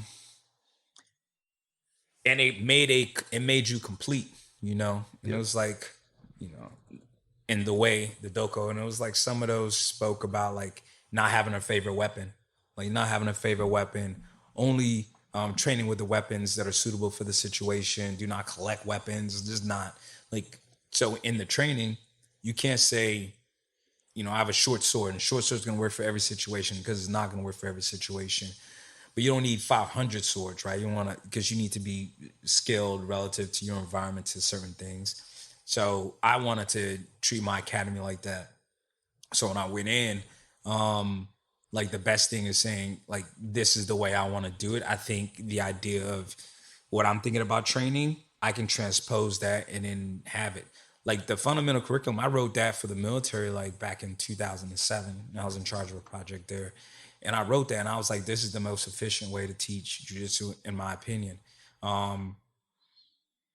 So I stuck with that. You know what I mean? I've been teaching it for years, stuck with that. And then when it was my opportunity to be able to pass on everybody, I'm like, no, you will pass through this. Because even if you don't, but I'm training to be a black belt, but you decide, hey, you know, after a year, or you move away, you go do something else, or, you know, God forbid, you're in some type of confrontation. I know for sure, if you know this, you'll be able to handle yourself. All the other stuff is extra. All the other stuff is like skilled person versus skilled person. So I try to adhere to that. Remember back in the day, there were times where I'd be like a new person, and I would give them to like a blue belt, for example, right? You know, and I'd be like, hey, show them how to do a trap and roll and pass the open guard. I would leave, or I'm like teaching the rest of the class. I look over, and this person, the blue belt, don't know where to put their hands. They don't know. They're like, trap and roll, what's that? And I'm like, bro, how the hell are you a blue belt? You don't know? Mm-hmm. Then I was like, well, I gave him the blue belt. I expected, I didn't inspect. So now I make sure I inspect, at least especially for those fundamentals. You got to know this. You may be in your family, in your group, your little cousin coming to you, can't come to training all the time and say, hey, this is what's happening to me on the playground or at school, whatever. You could show them some viable leverage-based techniques that, you know, with common movement that most people can do. Not going to go like, hey, here's how to do a helicopter flying armbar thing. Because that may not, for most situations, not be applicable, especially person on training skill level, stuff like that. But these techniques will. Right, this set of techniques, or these, you know, we have 18 classes in our fundamental curriculum, and I think those classes, for the most part, can aid people in most self-defense situation, as well as recreational training at the gym, make you competitive and just to have fun and learn. And then we have obviously layered classes to dive deeper into jiu-jitsu versus jiu-jitsu type situations and stuff like that, or competition type classes. But what I've learned through my experience, and then me just not understanding when people would be like, yeah, I'm a jiu-jitsu black belt, but they can't throw a punch, two punches, they can't protect themselves, or they get hit one time, you know, or a person that says like, yeah, man, I've been training martial arts for 10 years, and you like take them to the ground, I don't know what to do. And it's like, man, that's a shame. Mm-hmm. Because I know when I was there, people think like, you got to do one thing or the other thing. I'm like, no, bro, you young, especially when you're younger, right? You just do as much as you possibly can. Like you got a front load. That's life just in general. You know what I mean? Business too. Like people like, oh, I'm gonna start my. I was like, nah, bro, you need to learn a lot first. You got to learn experience, so you can have discernment when you're making decisions and stuff like that. Like you got to crank, and then you start to get to that space where, okay, I'm really, you know, and I've invested myself in learning knowledge. Now I feel comfortable maybe take an opportunity, whether to go teach someone else, go to share my knowledge, right? Or start my own business or share my art, basically. So that's what I learned from like just over time, books, you know what I mean? Thought process concepts. Like that's stuff that I'm really into right now, like trying to slow everything down so I can think clear, make clear decisions. So I can make sure I'm giving everybody the best stuff. I'm not like walking with blinders on. That's how I got to like how I want to teach the jiu-jitsu, how I think it should be given out to people. how we added those two Thai boxing classes to the program. It's not to become a school, Thai boxing school. That's not our idea. But if you're doing jiu-jitsu, it's always good, obviously, to understand the punch and kick aspect. Yeah, we do defense against punch and kick, which means in turn we have to do it a little bit, but it's not going to hurt you to come into the room and learn it separate from the jiu-jitsu, so we can really focus down into those specific techniques. And then on top of it, you have the jiu-jitsu. So now, quote unquote, in truth, you are a more complete martial artist, Vice. I'm not trying to sell you on, I'm just a jiu-jitsu guy, but I don't know how to do that. Because some jiu-jitsu schools, they don't do takedowns at all. Mm-hmm. Like they don't know how to, they don't do it at all. Whether the instructor doesn't know or he sees it as a risk to the students, don't do it at all. Same thing with like leg lock type situations. People like extensive, and they'll show like extensive leg lock training because we're versed in the highlights, we don't see the injuries. Like, bro, you're going to have somebody cranking on your ACL all the time. Like, even if it don't blow, like, it's going to cause issues in your knee. You know what I mean? And now you can't go to work. Now you're going to have knee surgery. You're going to have this. You're going to have that. And it don't take much with those ligaments for you to damage them. You know what I mean? It doesn't, one wrong turn by the person doing it or even you trying to defend can hurt you. And I'm like, we still have a space for that, but we're not going to give that to, like, the dude just starting off, don't know nothing about nothing, doesn't understand how to apply, the right amount of force, stuff like that. So very mindful how we intro those type of things to the students, and it's based off of the my experience over time. Sure. Yeah, man. You can answer this from a professor or from a entrepreneur standpoint, but what has been your biggest challenge? Man, believing in myself, like believing that like I was capable of doing it, because I didn't have business class marketing, all that stuff. But, it's one way to say it. It's just to say you have the formal knowledge and then want to do it. I wish I'd went to Virginia Wesleyan. It's like not an HBCU. And I found that like researching HBCU programs, vice researching PWI, I don't know what they call them, like other schools, all right. PWIs, the way they construct their business programs is different. So like a PWIs, a lot of times, or the one I went to specifically, taught you how to go work in a company. And I find like when you go to HBCUs, you look at theirs, they look at how to more entrepreneur type businesses, right? So you learn accounting different. Like, I did accounting classes and this and that. You might go to HBCU and they're going to talk about QuickBooks. Like, this is how you run your QuickBooks, right? Mm-hmm. Like, that's what I needed to know, right? Mm-hmm. Or this is how you run your marketing for a small business. This is how you run these things for a small business. And I just wasn't very comfortable or stepping off. You step off of so many ledges. Sometimes you like, man, that first fall of mofo, like, you're going to come up, but it's like, you got to, jumping in the cold water. You're like, I'm going to be all right. But you're like, okay, prepare yourself. Yep. So that was probably like the biggest thing was my concern was like growing and then believing in myself and be like, I can do that. You know what I mean? I can make this happen, or my ideas are valid, or my ability to produce is real, which was the pandemic obviously was terrible, but that time to sit down for a couple months and then learn, right? I was learning on like photography, for example, like being more confident. We all play with our phones, taking pictures, but I was being like editing videos. It was not playing with what's the simple one? The like iMovie. Okay. Yeah, iMovie, working with those, just like editing. Like, oh man, I can make it do this, and this how you put the sound in there. Oh, that's cool. You put you can make the words bounce, and you start becoming more confident in that, and then you start going like, oh, they got a Google website builder, whatever. Maybe I could build a little website. And you're like, oh man, this is how you do that. I thought that was hard, and it's not easy. But you're like, okay, and then you put the link to this, and you're like, man, my thing look like you start learning, like you go like, okay, cool. Yeah. You feel more confident in that space. Then you're like, okay, I got to get my money. Once I started to get the confidence in the different spaces, and you believe you can fly without almost like the wings or the support, the wind you have currently. And what I mean by that is, though I already had a good amount of students, had a school that was running well and it's still running well. Jake and Kayla do a great job over there. And it wasn't like a thing like, man, they're running. I want to see if I can run my own. It's like I need to. There's not enough single mat space. Like we could not get any more people on the mat. Like the mat was bursting, with people. And it's like the only way you can add more is to get more mats, more mat space. But it was like you would have to in a single mat system, like you can make a 9 o'clock class. People have them, and I was like, bro, that's not.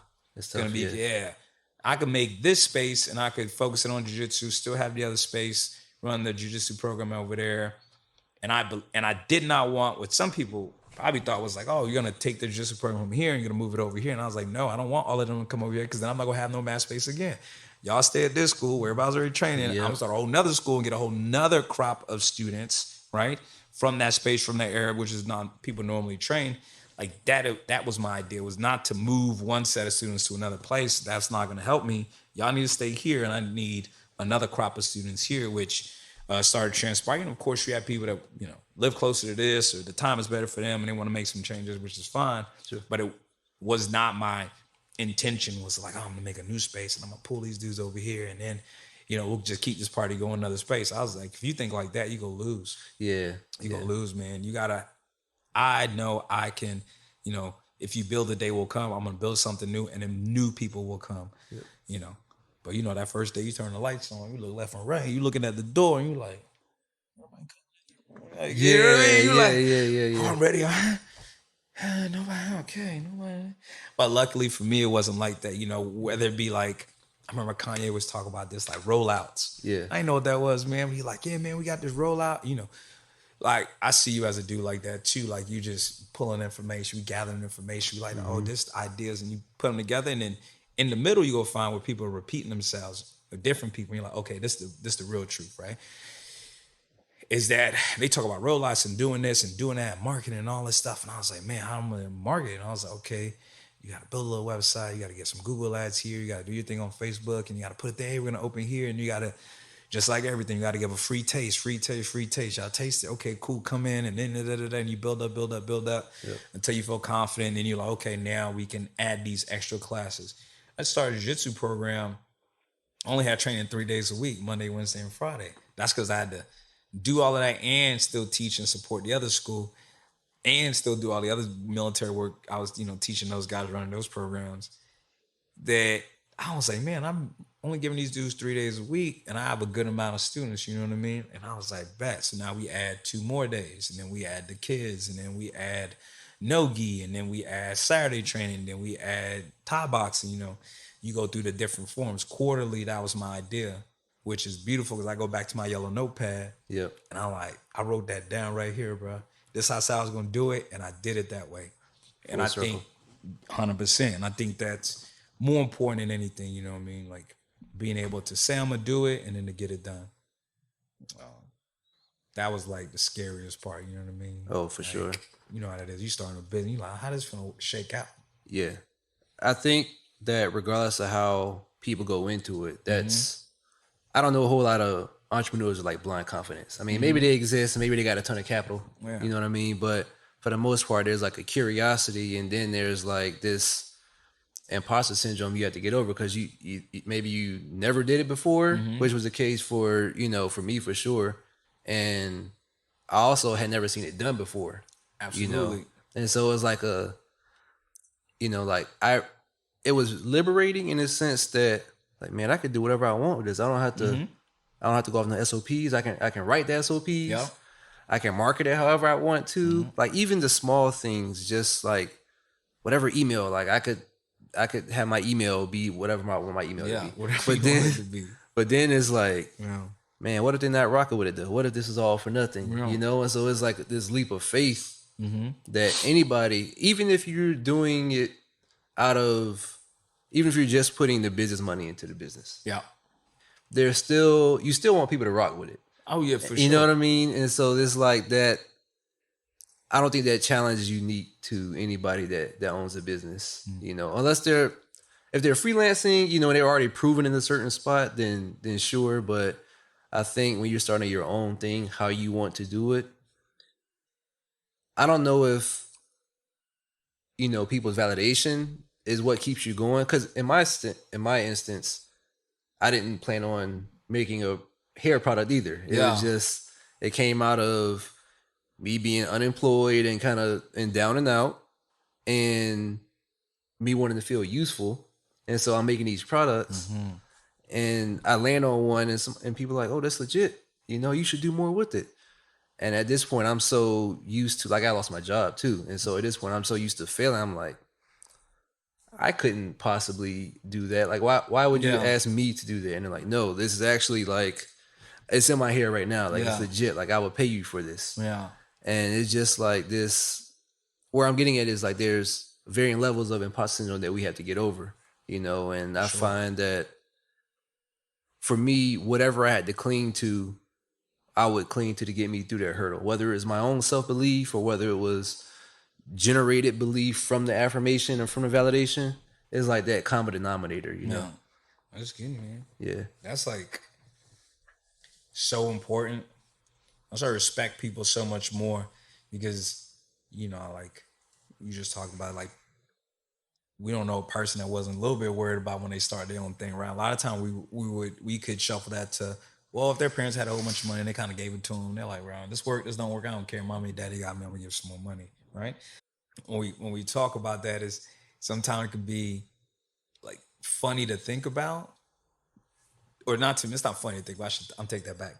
It's funny to me to think about how I didn't necessarily have to go to those situations where I was basically like, if this don't work, then I just chop it off, you know, bury it, but I'm still going to be good. You know what I mean? And that people have to come into those situations like kind of like, you can, like, I need to eat, like, this for bread and meat. Like, it's on the floor, bro. I'm going to go get it. You know, It's different fighting with an empty stomach than it is with a full stomach. 100%, you know what I mean? 100%. Like, you'll do whatever you need to do to, I'm getting to it. And it was hard for me because I didn't necessarily have to do that. But it wasn't because I just had some pressure, because I cranked already. You know what I mean? I cranked, dang near killing on myself, like cranked already to be in that position where I could be like, all right, I'm gonna put my best effort because that's just the, you know, person I am. Especially if you're getting after the person you are. I wasn't overly concerned with the outcome. I was really locked in on the process. Like, it was just stuff I like to do. Yeah. I like to do the marketing, I like to do this, like to teach jiu-jitsu. I don't have a problem with being in charge of stuff, you know, making what I feel is like good decisions. And like not being a bit of selflessness, but like, you know, humble man can tell you humble, but that I wasn't emotionless decision. You know, people come to me and they're like, oh, no. I'm like, no. Because I already thought the rules out. And when I said it, like Kobe said, I make the plan. I'm not going to negotiate with myself about the plan, right? Because you got to keep doing that. It's going to drive you crazy. So I think like people like you, or people that like, you know what I mean? Like, it's on the floor, go get it. Like, that's super dope. You know what I mean? Like, I never been out of shape. Yeah. Like, for real. I'm real like, oh man, I'm out of shape. Never been out of. So when I see like a big person run on a treadmill, like one time I had this protein shake or weight gainer, I don't know, it was like sludge, drank it, and then we had to go on a run. It was like military piece. And I was falling down. I was like, I can't breathe.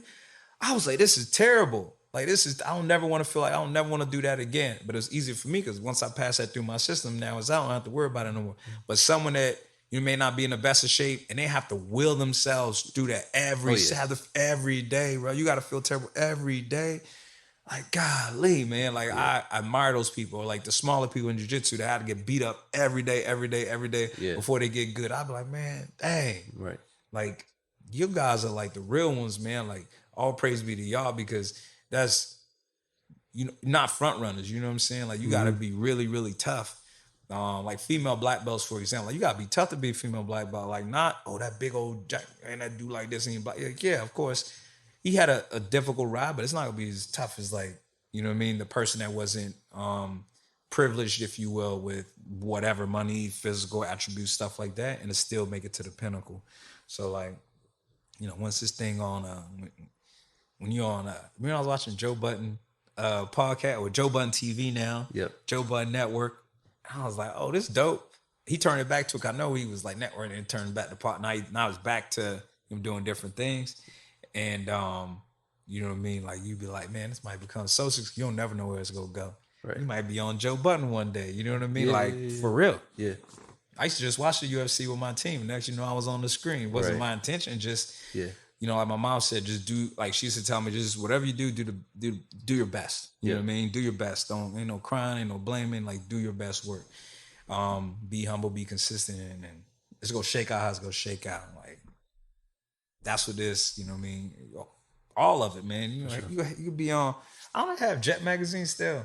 I know they got Essence. You can be at Essence Fest, you know what I mean? Yeah. Selling, you know what I mean? Putting it in the bids and putting it in their hair, and then man. you don't ever know what that gonna turn into. Male face, you know, dudes don't really be doing too much with their face, but you know what I'm saying? They go, boom, boom, boom, boom, boom. Like, that's how it happens, man. That's super dope. Yeah, for sure. Just taking that leap, man. That's the hard part. Yeah. That's gonna be scary. Oh my God. What's up?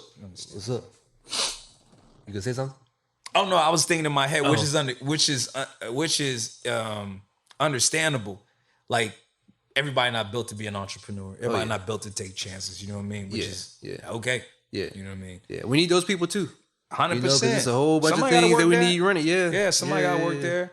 You know when I saw this thing, man, it's a trip, and it was talking about, and it's like one of these memes, and it's a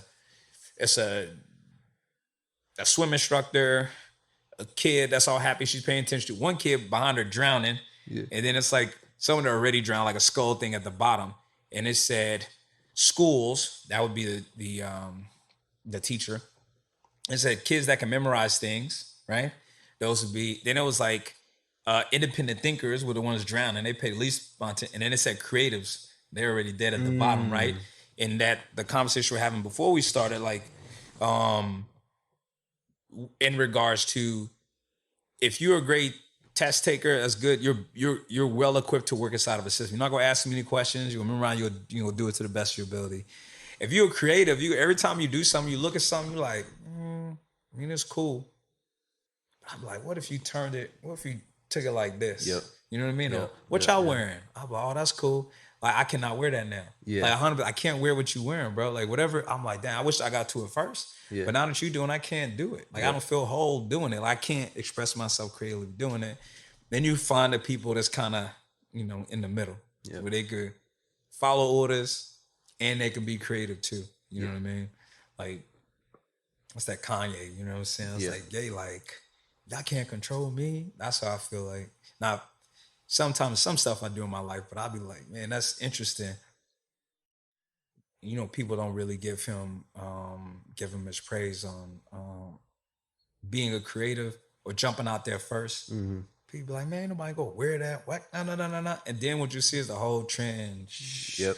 Then you're not gonna go back and say, oh, Kanye, you know, this particular person, the one that started the wave, they just go ride the wave. Like, those comments never happen. Never. You know what I mean? Never. We used to dress people like, man, Mac, why you wear them tight pants? I'd be like, bro, I don't know. I like the way they feel. A couple years later, everybody got the tight pants. So I ain't saying I invented it. Obviously, I ain't make the pants. You know what I'm saying? But I was like, I ain't gonna say nothing. You know what I mean? Yeah.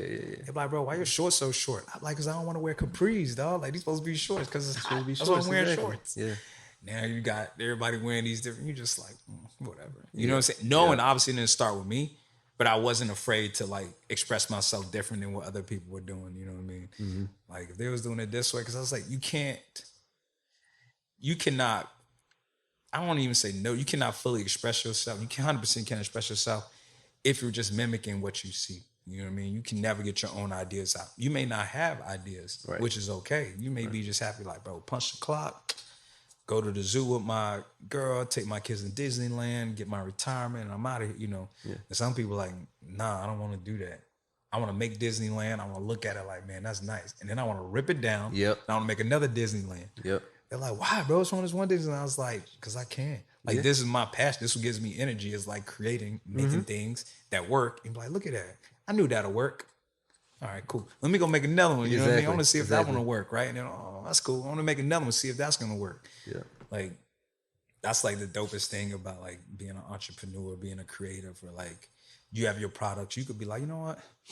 I want this to smell like a different type of peppermint. You might, you know what I mean? You could do that. Can nobody tell you nothing? And you know, they're like, no, man, what's wrong with this? Fine like this, da da da.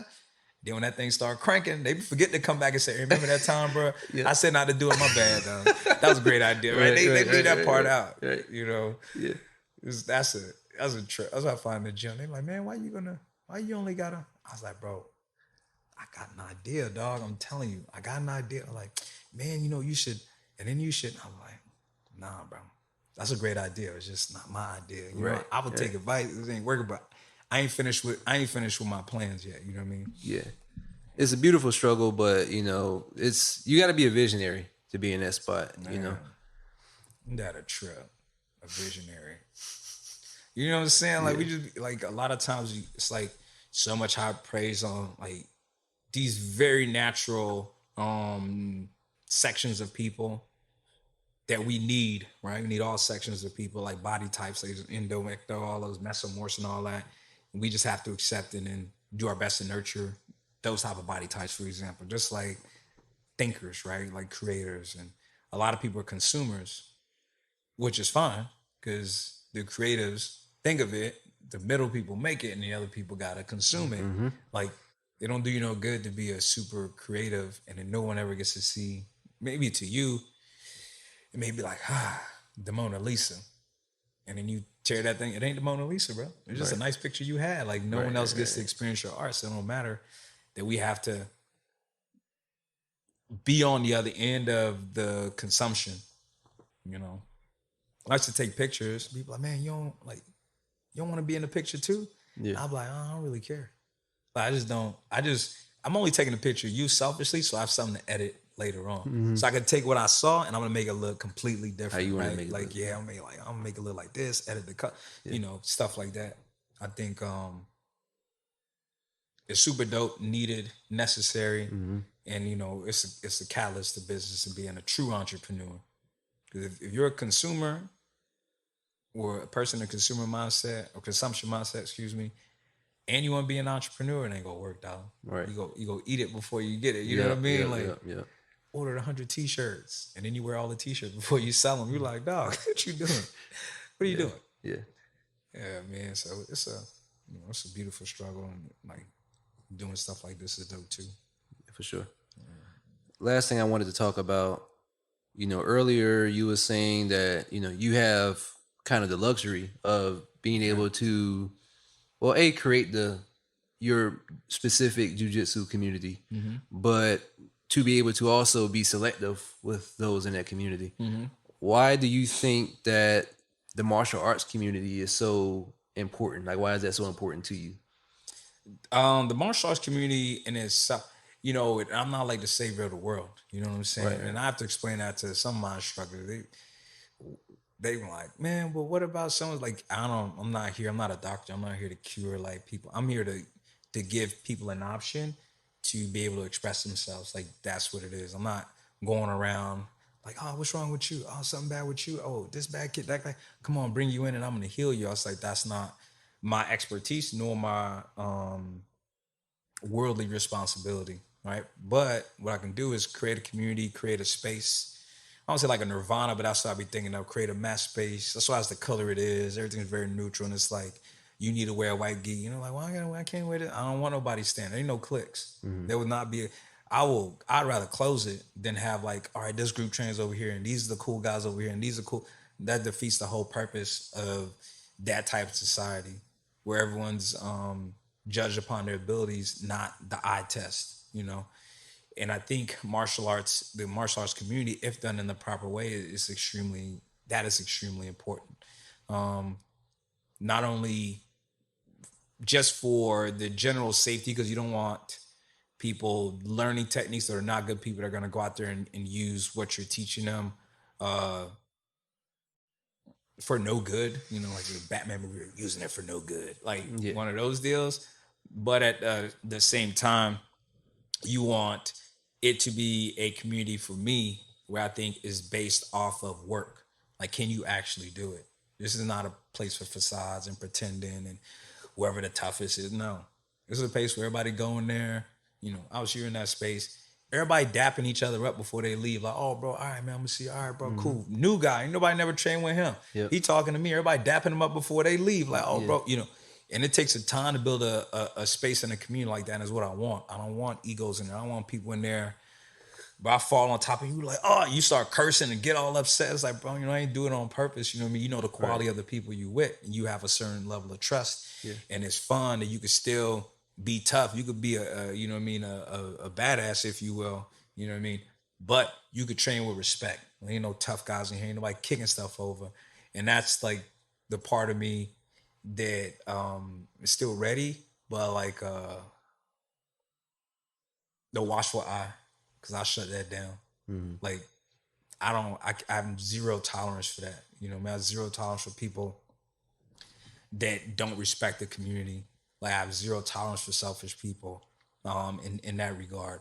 Like, you go in there and you're like, yeah, I want to train with so-and-so, and I ain't finna train. I'm only going to train with this person. I'm like, well, this ain't the right place for you, dog. Like, you probably best to go up the street or something, because that's not how we rock over here. Yeah. We were like, man, I don't got no white gi, bro. I don't know where this. I was like, oh, yeah, like, this ain't the place for you. Like, it's beautiful to be able to say that, because I understand what I'm trying to create, and what I feel is best for like the martial arts community. Because you don't always, and I've been through enough to respect the martial arts for real, like for real, like all the highs, all the lows, the injuries, all that stuff. I've been through that, like, and I don't find like people tough guy posing like a tough guy. I don't respect that at all, you know. And I have to honor my thoughts to continue with that. And I think the martial arts was that at a point, but then, you know, through just natural consumption, people start to want more, think more of what is going on or themselves than what's actually going on. You know what I mean? Like somebody beating up their sparring partner, they might take the video, put it online, and be like, yeah, bro. Then I'm like, bro, you don't got no respect for that man. Why would you do that? Right. You know, when you've been compromised plenty of times, you're not finna show that, right? You're not finna show the other end of the sword. This sword is double-bladed. You know what I mean? One day you the hammer, one day you the nail. That's just the nature of the beast. And when people tend to lean towards the other side, I know that just attracts more people, and it's going to start to continue to taint the base of the martial art. So I'm doing my best to try to like not seed that poison at all. Like uproot it, get it up out of here. Yep. You don't take weeds and be like, oh, let me turn this weed to a flower. Nah, you pull out the ground, you put it in the incinerator, you light it on fire. I want no more weeds. Right? You don't deserve to be in this space. Right. You know, people say jiu-jitsu for everybody, but it's not for everybody. Martial arts is not for everybody. Sure, I can see that. Like guns, everybody shouldn't have a gun, bro. Right. People ain't all the way there. Like they should not. Right. People should not have guns. You know what I'm saying? Like, yeah. Wait, and I say that from a person that has guns. I'm a weapon instructor. Right. It's not no like, oh, no, bro. I do this for real. You know what I mean? Been in wars on all that stuff. I'm telling you, everybody should not have a gun because they cannot safely use it, and they don't have the discernment of when to use, when not to use. You know, I think life is a meme, and so that's how I feel about the martial art. Like, respect the community, love the community. I just don't believe everyone should wield the power of either A, leading a martial arts team, or B, there's nothing better than them, or being a martial artist. Like that is a title, an opportunity earned. And you know, everybody don't deserve to be more dangerous. Right. Like, you know what I mean? Like, I know what you mean. You gotta be careful. So, yeah, bro. I'll say that from my perspective, I didn't fully get it until I went to that competition in July. Like, for me, I grew up playing basketball, weightlifting, so on and so forth. With basketball, you were on teams. Weightlifting, individual, sure. You know.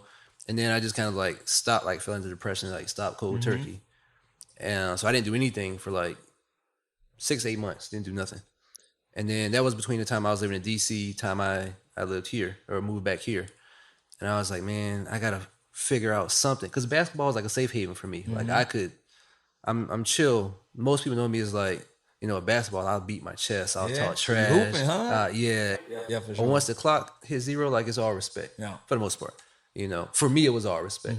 And I was, you know, like by this point I had gained a ton of weight, and I was like, man, I need to figure out something. Like if basketball is over for me, I need to figure out something that's gonna give me that feeling again of like where I can do that, but then when it's over, like, you know. And by this point I was watching boxing, and you know, you see boxing, you know, they had to build up to the fight. Yep. You know, they hate each other, they cursing at each other. They got to fight, they talking trash in the fight. Yep. once the bell rings, they hugging. There's respect, you Yeah. know, like God bless your family, all that stuff. Yeah. And so I was like, maybe boxing. So, you know, trial and error through different boxing gyms, trial and error through a Muay Thai gym or two, you know. And at the time, I treated it more like the weightlifting side. Like, I'm going to come in, get mine, and leave. You know, and that's kind of what it had been, just to get back in shape, to you know, because I needed that glue for myself. But, you know, going to the tournament, and I kind of treated it the same way first starting out when I started, you know, jiu-jitsu in February. Just come in, get mine, and, you know, leave. But, you know, one, the people there are really cool. You know, there's that. But then at the tournament, you know, you see people from all over. First of all, having been born and raised in this area, and then leaving and coming back, I'm like, this been in the whole time? Yeah, like, you know, like you go to this one particular building and there's like all these martial artists. It's just like a different world inside of this world. Yeah. You know, so there was that. And then, you know, you do something in the combat in this area long enough, you start seeing people. Absolutely. And then you meet people, they might train this at this gym and this at this gym, but then it's still love, you know? And so like I remember at that tournament, Ryan Parker was getting ready for no-gi. Yeah. And then the other Ryan, you know, they trained Nugent. Yeah. And he was helping him. Like Ryan came in with his street clothes on. He just took his cowboy boots off, helped other Ryan get warmed up. And I was like, man, that's dope. And then, you know, Astrid competes, and you know, she wins. After the fact, I reach out to her on IG after her post, like, congrats. She's like, thanks, teammate. And they're like, I didn't think of it as a team sport. You know, I thought of basketball as a team sport. I thought of football as a team sport. But then, like, my martial arts life is flashing before my eyes after she says that. And I'm like, man, so after fundamentals, when it's open mat, not fundamentals, I guess it is fundamentals on Monday and Wednesday, when it's open mat, and you have someone it didn't click to me at the time that she was looking to compete, but there would be times where it's like, can somebody, it's like, oh, I'm here today, but I'm also here to help out my teammate. Absolutely. Who's trying to get better for a particular reason, you know, for a specific tournament. And it's like, man, you know, like some days, you know, I might not be into it. You know, I'm just there showing up. But I also realize that it's bigger than me now. You know, like when I come at minimum, like people are going to show love. People are going to send good energy, like at minimum. And sometimes that's the reason why I come, you know, but the big picture is everybody's here, whatever people are dealing with outside, people come there to get better, or they just come to, you know, to punch the clock. But everybody's there to empower each other. Absolutely. You know, whether they actually mean to do it, they're there to do it. That's and that everybody. was super dope to me. I think like you're training with me or you're in the room, it gives energy to the room. You know, I just have people like, hey, these people competing, you're not competing. You know, you're not sparring with them after. Like, just keep on coming. That gives energy, you know, in the room. People keep pushing, keep going. You know, it's like when they're playing in the bubble. Like the crowd give me that extra energy to keep pushing. Like, yeah, we gonna always play hard and competitive, but it's like that extra, that little, you know what I mean? That little bit when you hear the crowd screaming or your crowd antagonize you, give you that little bit extra energy to go harder, try harder. And just one of them things, like the competitive side is a team sport. And even the non-competitors, like if I'm practicing myself, I need you, bro. That's why we have to train hard and not hurt each other, because I need you tomorrow. And I need you, and then you have a certain sense of accountability, because before I leave, I'm like, bro, you come to train tomorrow? The class so we can get some extra reps in it. Well, I appreciate you, right? Now when they go out and then they win, you know, represent the school, represent themselves, and they win. Like, that's a piece, bro, it's a piece of everybody. Like, that's just, it's all our energy, and we just transpose it into this one person. Boom, go, right? All energy gave it to you. And we ask them to go and do their best. Especially when you know people watching you. You might be tired. You be like, nah, I can't be tired. My mom watching. Or my teammate, nah, I gotta go. Right? Like, and then speaking on Ashley especially, like, she has some tough matches with that. I ain't gonna lie. I didn't expect that much from her opponent. That girl was serious business, man. They were scrapping. And I was like, this is probably like the best thing that could happen for her, for Ashley especially. in her martial arts journey is to be successful, have some adversity, and then come back and be successful again. Like, you know, and also for her opponent too, like, when do you go out and to give your 100% energy against someone multiple times without going to jail or something crazy like that, right? Like, that's what you want to do. You know what I mean? Like, that's how we get better. Like, you hooping, we hooping with the man. Let's go to this other gym. We go hoop over there. Like, now that we might have been in the space and been opponents, or, you know, you on offense, I'm on defense. Now we over here. Now we together. Yep. You know what I mean? And I don't even really know you like that, bro. But I see you at my gym. Hey, bro, appreciate. You know what I mean? Our energy is going to this other space, and, you know, I'm cheering for you because I don't know your name, but I see you hooping at our gym, and now we at another gym. We all here together. We all bringing energy together. You can't do it by yourself. You know what I mean? You can't do it by yourself. Even if you're out there by yourself, it's you're the tip of the spear. There's a lot of rod behind you. You know what I mean? Yeah. That's dope, bro. Yeah. Last thing, and we'll close on. Well, yeah. Last thing. What's next for you? Do you have what's next? Like personally, professionally? Do you have or you just you got the system in place already? It's getting there, bro. It's really getting there because I've felt my stress levels go down. Okay. You know, we have a team in place to help keep the gym running. The kids class is probably like the most important class because not that there's more of them. It's just you have to realize, like, you know, you're doing God's work right there. You know what I mean? Like, your education is, in whatever form it is up there with our main purposes on this earth, right? It's to take the experiences we have, give it to other people so they can make the best of it, right? And that's what we do with jiu-jitsu.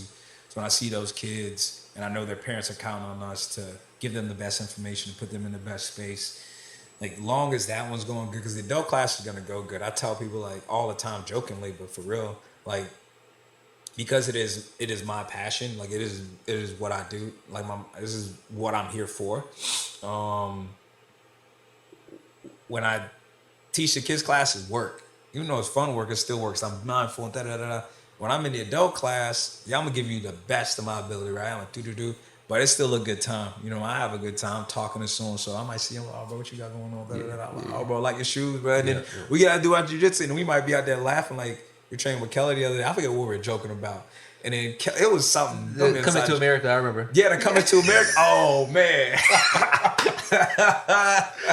We were having our good laugh about that. Yeah. And I was like, bro, this is dope, because we could be out at the bar getting drunk possibly, or, you know, indulging in food. Yeah. Food is good, can be good, but we should not indulge in food. Indulging in food, you know what I mean, making ourselves fat and happy. But instead we decided to come in here, struggle, which we all need struggle, help define ourselves. So, like, that starting to settle, so I get to be more relaxed in my position, understanding that my idea is going to work, right? It's like one thing to be like, it's going to work, and then see it working. Yeah. You know what I mean? And so that's like cranking well. And I think, like, to make sure my kids are older, like, just to make sure they're straight, not to spoil them, but to give them the best information, still try to do my best to set the best example. Then I think, like, with I don't see no stop. I don't know, like, retiring. You know what I mean? Like, he like retiring. I'm like, retiring, do what? You know, Master Luis told me, but he's like, retiring, do what? He's like, do nothing. But I'm like, I'm not in the same position a lot of people that may not like what they're doing, or may just do it because they got to do it. You know what I mean? Like, I 100% like everything I do. Yeah. Only thing I don't like doing that I have to do is sometimes I have to travel to teach military course. I just don't like leaving my gym. I don't like leaving my friends, my family, you know, that part. But that's short term, and then come back, and then this everything back Gucci and gravy, and it's a beautiful thing. Mm-hmm. So yeah, man, we just go keep kicking it. You know what I mean? We just go keep pushing, keep kicking it, keep having a good time. Looking forward to Mondays. You know what I mean? Like, I just went in the gym right before I came here, and they had open mat. And I walked in there, and I was like, ooh, it's funky in here. It must have been right. It was like 2 o'clock, 2:30. Right after they got done training, I was like, all right, this is. Then I had to turn the air filter on. I was like, oh, get some funk out of here. But it was like one of them things, like, and it's beautiful. The gym, where it's located, is really close to my house, so I can all the time pass it, dip in there. I went in there yesterday, and I was laying on the mat for 2 hours, rolling my back out, because my back roll is at the gym. I just, like, I'm laid, and I got on my phone. I was just laying on the floor. Yeah. And then I was like, oh, hold on, Gino about to come teach kids. Let me get up out of here. Like, Yeah. So, it's just made in my life. So, yeah, I think I don't want to say bigger because I don't want a big gym. I just like the community I'm building. It's not my responsibility to save the world. Just to, again, give a space for people to come express themselves, make community, commune in that space, but always better, Yeah. So I always want to try to like sharpen the idea a little bit. Yeah. So that's where I'm at with that, man. And praise be to obviously all my students and like the guys, the instructors, the kid instructor, like Gino, everybody, but especially, Gino has been with me since white belt. Like he's doing a great job. He runs the Norfolk school. Brad, our other black belt, like he's running the Saturday class. He comes in there, super great dude, taking care of his mom, and like still getting in there to help everybody. Great energy. Professor Christian, Professor Christian. So Christian, I've been with him since like way back in the day. He runs the no-gi classes, right? So Tuesday, Thursday, he's in there teaching no-gi class. Then you have Brad. I said Brad again. Excuse me. Aaron. So Aaron's over at the Norfolk School with Gino, helping me teach kids class, and then Derek's over at the Virginia Beach School, helping me teach kids class. Like those people, to include like obviously all of our students, man. Like those make the community. Everybody, a humble community, but guys that get after it too. Definitely. We're not with all like a bunch of flash and be on Instagram every 55 seconds on what we're doing. Yep. But at the same time, we're getting busy. Yep. You know what I mean? Yeah. So I definitely want to make sure I give praise to those dudes because it would be very hard, or I couldn't do it at the level I want to do it without, their assistance. So I appreciate that. Solid. So this is your space. Do you have any other way you would like to close this out or plug anything, or is that good for you? Man, just like during this interview, I was passing on some my opinions about how things should be going. Those are my opinions. I'm not saying I don't got all the right answers. You're like, I don't agree. God bless you. It's good. You know what I mean? I didn't say nothing was a fact. It's my opinion on how things should be going. If you don't like it, like you can make one and then you could put it right there and then you could do it the way you want to do it. You know what I mean? Like, so anybody I mention or any situation I mention, man, all praise be to them because that led me to be in this position, to be able to think clearly, or what I feel is clearly. And so I do want to end with that. You know what I mean? Like, I don't think I said anything, and I'm not like I don't care if I offend people, but I do believe like I'm speaking my truth. So absolutely, you know what I mean? As people listening to this, just know I'm speaking my truth. We speaking our truth, having a conversation and expressing our thoughts, our own personal thoughts. Hope they find value in it. Yeah, that's about it. cool. I ain't Gandhi. All right, I'm not a saint. Yeah. All right, I always say that. People think you. No, I don't. No, I'm not better than nobody. I just did. You know what I mean? I'm just a dude, bro. Like Right. I ain't better than nobody, bro. I'm just trying to do my thing. I'm an artist. You know what I mean? Trying to express myself. Yeah. For sure. But hey, I appreciate you choosing to speak your truth here. Oh, yeah, you know what I for sure. mean? Definitely Appreciate appreciate you. Hell of an interview. Only thing I'll say to close is, you know what it is with me. I gotta put my stuff right. 100%. So at the Monarch Brand on Twitter and Instagram, themonarchbrand.com for the product, podcast.themonarchbrand.com for the podcast, or if you look up the Monarch Brand YouTube channel. Again, my name is Daniel. This is Matt. Bloom Blau. Appreciate you. My man. And we out. Peace.